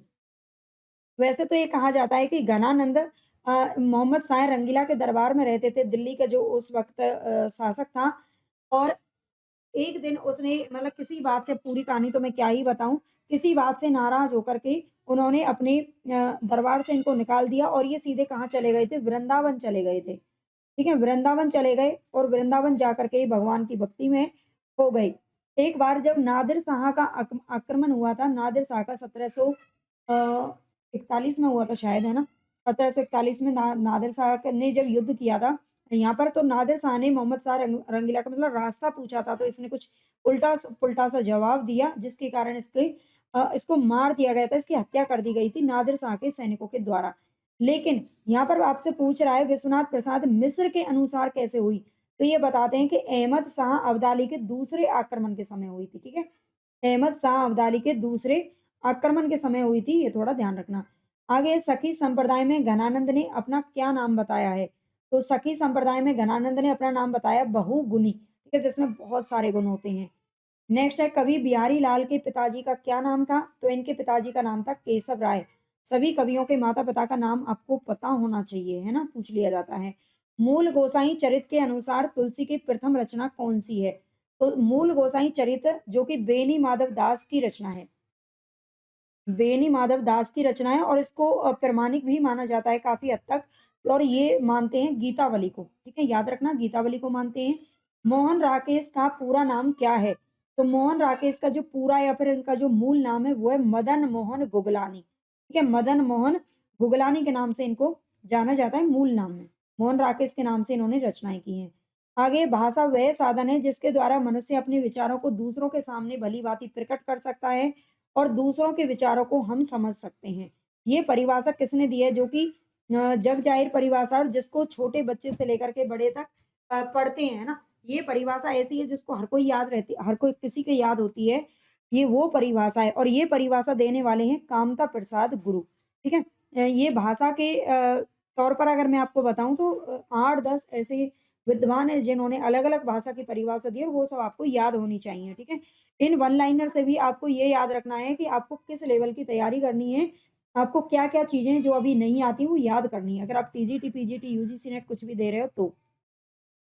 और अगर आपको इनकी पीडीएफ चाहिए तो भई टेलीग्राम चैनल तो आप जॉइन कर ही लेना। अगर इसके अलावा मैं बात करूँ पूरी पीडीएफ चाहिए तो 5000 प्रश्नों की पीडीएफ केवल मात्र आपको मिल जाएगी ₹99 में, ठीक है? ₹99 में आपको मिल जाएगी। आप मुझे आप एप्लीकेशन से कमेंट बॉक्स में लिंक मिलेगी, वहाँ से जाकर के ले सकते हो केवल और केवल ₹99 में। वन लाइनर इसी तरह के आपको प्रश्न है जो कि मिल जाएँगे। आगे जायसी ने नागमती वियोग खंड में 12 मासा का प्रारंभ किस मास से किया है? तो ये किया है आषाढ़ मास से, ठीक है? आषाढ़ मास से किया है नागमती वियोग खंड का, ये ध्यान रखना। नेक्स्ट है ये पद्मावती का ही एक खंड है। मन्नू भंडारी की कहानी यही सच है, यही सच है किसकी कहानी है? सबसे पहले तो ये याद रखना, ये मन्नू भंडारी जी की कहानी है और किस नाम से फ़िल्म इस पर बनी है? तो इस पर बनी है रजनीगंधा के नाम से, ठीक है? रजनीगंधा का फ़िल्म तो मैंने भी सुना है, देखी तो मैंने नहीं है ना? आपने देखी हो तो बता देना। आगे कवियों के कवि, मूड्स के कवि, बातों के कवि, इनके रूप में किस कवि को जाना जाता है? यानी कि ये सारी जो उपाधियाँ हैं ना, वो किसको प्राप्त हैं? तो वो हैं शमशेर बहादुर सिंह को। शमशेर बहादुर सिंह कवियों के कवि कहे जाते हैं, मूड्स के कवि कहे जाते हैं और बातों के कवि कहे जाते हैं। कविता वर्धिनी सभा की स्थापना किसके द्वारा की गई थी? कविता वर्धिनी सभा की स्थापना किसके द्वारा की गई थी? तो ये की गई थी भारतेंदु हरिश्चंद्र जी के द्वारा काशी के अंदर। ये कहाँ की गई थी? ये भी ध्यान रखना, काशी में की गई थी। आगे भाषा संवर्धनी सभा की स्थापना किसने की थी? तो ये साथ में ही मैंने क्वेश्चन रख दिया क्योंकि इन दोनों में कन्फ्यूजन हो जाता है। ये बाबू तोताराम ने की थी, ठीक है? और ये कहाँ पर की थी बाबू तोताराम ने? तो ये शायद अलीगढ़ में की थी, है ना? आगे है जैनेंद्र कुमार का मूल नाम क्या है? जैनेंद्र कुमार का नाम आपने पढ़ा होगा लेकिन इनका मूल नाम है आनंदी लाल, ठीक है? इनका मूल नाम क्या है? आनंदी लाल है। अगर आपको बहुत सारे वन लाइनर प्रश्न यूट्यूब से भी पढ़ने हैं ना, तो पूरी प्लेलिस्ट बनी हुई है। कम से कम मैंने 50 ऐसी क्लासेस पहले करवाई थी। अब ये थोड़ा-सा मैं नए वे में स्टार्ट कर रही हूँ। इसमें कुछ क्या है, आज के तो बल्कि सारे ही प्रश्न अब नए करवा रही हूँ, है ना? इससे पहले मैं बहुत सारे प्रश्न करवा चुकी हूँ, बहुत बढ़िया-बढ़िया। उनको भी आप चाहें तो जाकर के देख सकते हो, शुक्ल जी की बुक से और व्याकरण के और उनके सबके, है ना? पत्रकारिता वगैरह, ज्ञानपीठ पुरस्कार सभी। साहित्य अकादमी की स्थापना कब और किसके द्वारा की गई थी? तो ये पंडित जवाहरलाल नेहरू के द्वारा की गई थी, ये ध्यान रखना। हमारे देश के पहले प्रधानमंत्री थे जिन्होंने साहित्य अकादमी की स्थापना की थी, है ना? अब तो कोई प्रधानमंत्री सोचता ही नहीं है इन चीज़ों के बारे में। और 1954 ईस्वी में की थी, दिल्ली के अंदर की थी, ठीक है? यशपाल जी का उपन्यास, और ये भी मैं साथ-साथ आपको बता देती हूँ, 1955 में पहला साहित्य अकादमी पुरस्कार मिला था किसको? माखनलाल चतुर्वेदी को। माखनलाल चतुर्वेदी को मिला था, ये ध्यान रखना। इसकी इनकी किस रचना के लिए मिला था, ये आप मुझे कमेंट करके फटाफट से बताएँगे, ठीक है? यशपाल जी का उपन्यास झूठा सच पर किस नाम से फ़िल्म बनी है? तो झूठा सच नामक जो उपन्यास है, देश विभाजन पर आधारित है, ठीक है? ये देश विभाजन पर आधारित है, 2 भागों में प्रकाशित हुआ था, और ये कब प्रकाशित हुआ था? 1958 में इसका पहला भाग आया था और दूसरा भाग आया था देश का भविष्य नाम से 1960 में। और इस नाम पर जो फ़िल्म बनी है, वो बनी है खामोश पानी के नाम से, ठीक है? खामोश पानी। हिंदी में इंटरव्यू विधा विधा ठीक है, ये विधा है, सॉरी। विधा के प्रवर्तक किसको माना जाता है? इंटरव्यू बोलते हैं साक्षात्कार को, अगर हो सकता है किसी को समझ में ना आए, भई हिंदी के विद्यार्थी हैं हम। साक्षात्कार, ठीक है? हिंदी में इंटरव्यू विधा के प्रवर्तक किसको माना जाता है? तो ये पंडित बनारसी दास चतुर्वेदी, ठीक है? पंडित बनारसी दास चतुर्वेदी को माना जाता है। आगे, तूफानों के बीच नामक रचना किसके द्वारा लिखी गई है? तूफानों के बीच नामक रिपोर्टाज है, और ये लिखी है 1941 में रांगे राघव के द्वारा लिखी गई है, ठीक है? ये रिपोर्टाज है इसकी विधा, और रांगे राघव ने लिखी है 1941 में। युद्ध यात्रा नाम से रिपोर्टाज किसने लिखा है? युद्ध यात्रा नाम से रिपोर्टाज लिखने वाले कौन है? तो ये धर्मवीर भारती जी हैं, 1972 ईस्वी में लिखा है। नेक्स्ट है, हिंदी का पहला रिपोर्टाज लक्ष्मीपुरा किस पत्रिका में प्रकाशित हुआ था? तो हिंदी का पहला रिपोर्टाज है लक्ष्मीपुरा, और ये किसके द्वारा लिखा गया है? शिवदान सिंह चौहान, ठीक है?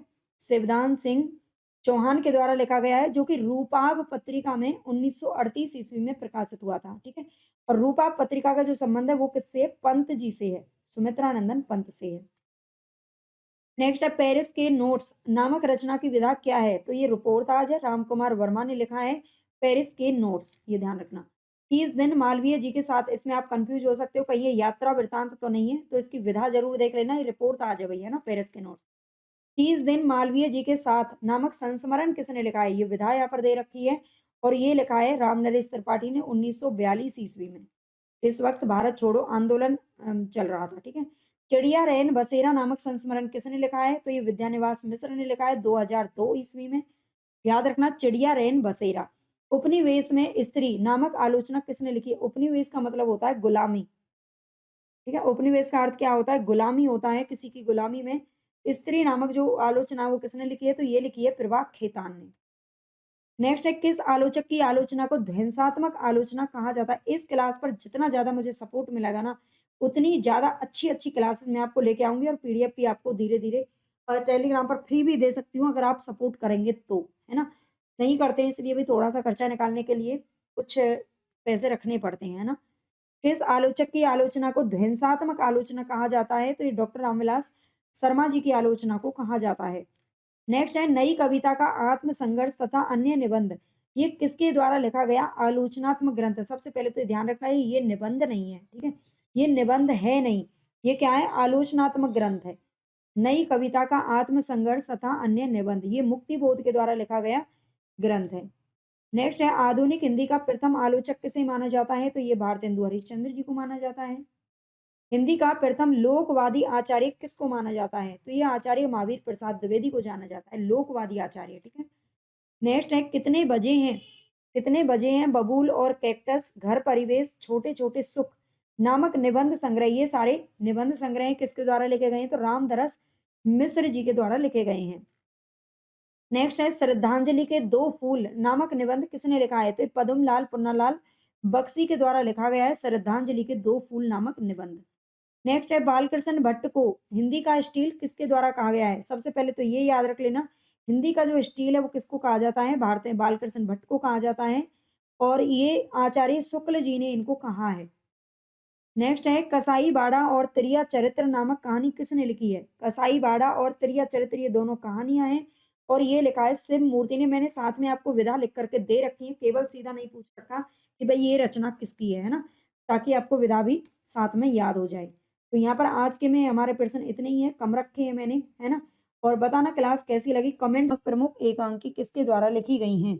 तो राजपूत की हार, छाया, प्रताप, प्रतिज्ञा, ठीक है, ये 3 एकांकियाँ हैं और तीनों एकांकी किसने लिखी हैं? तो यहाँ पर हमारा जो नाम आता है लेखक का वो है सुदर्शन।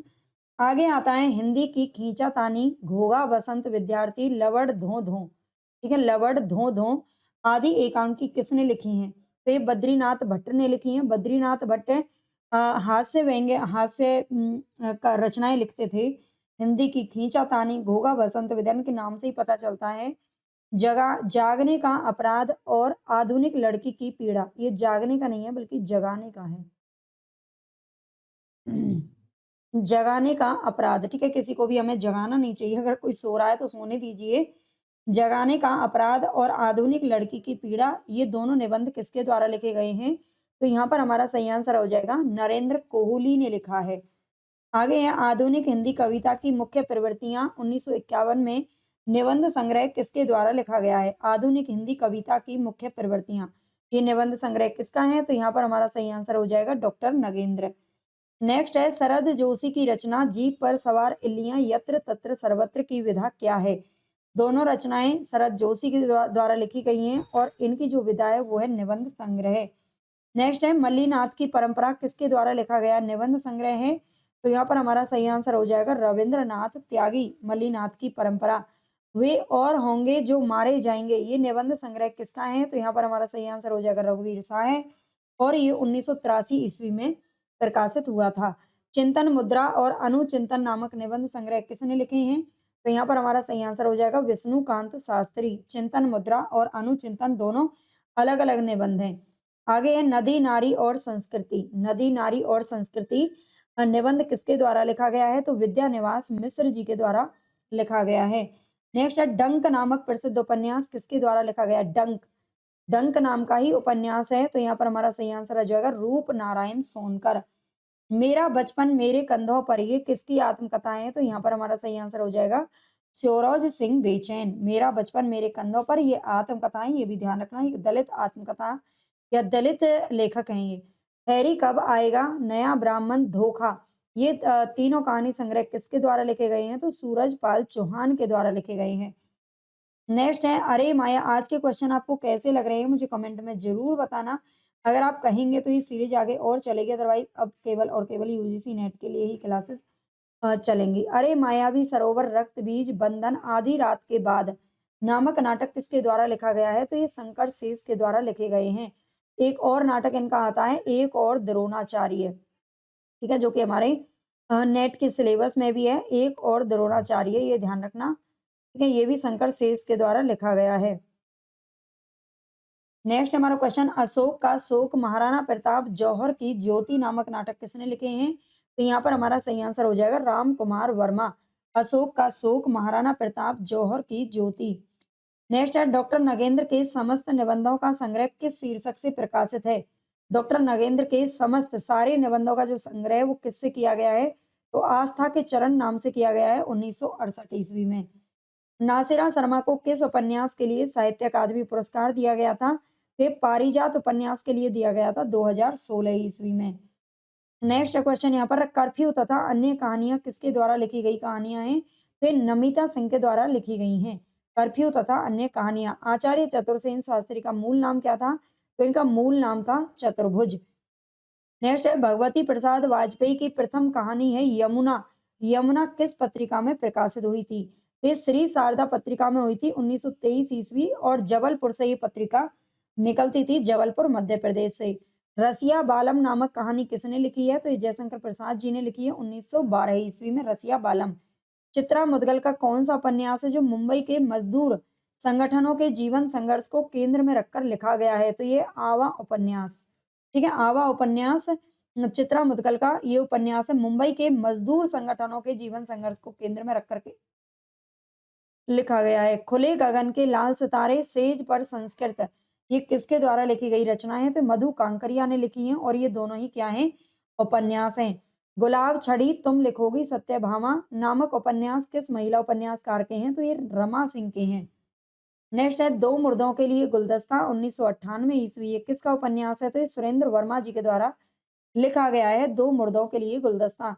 मनोहर श्याम जोशी का कुरु कुरु स्वाहा उपन्यास में किसका चित्रण किया गया है?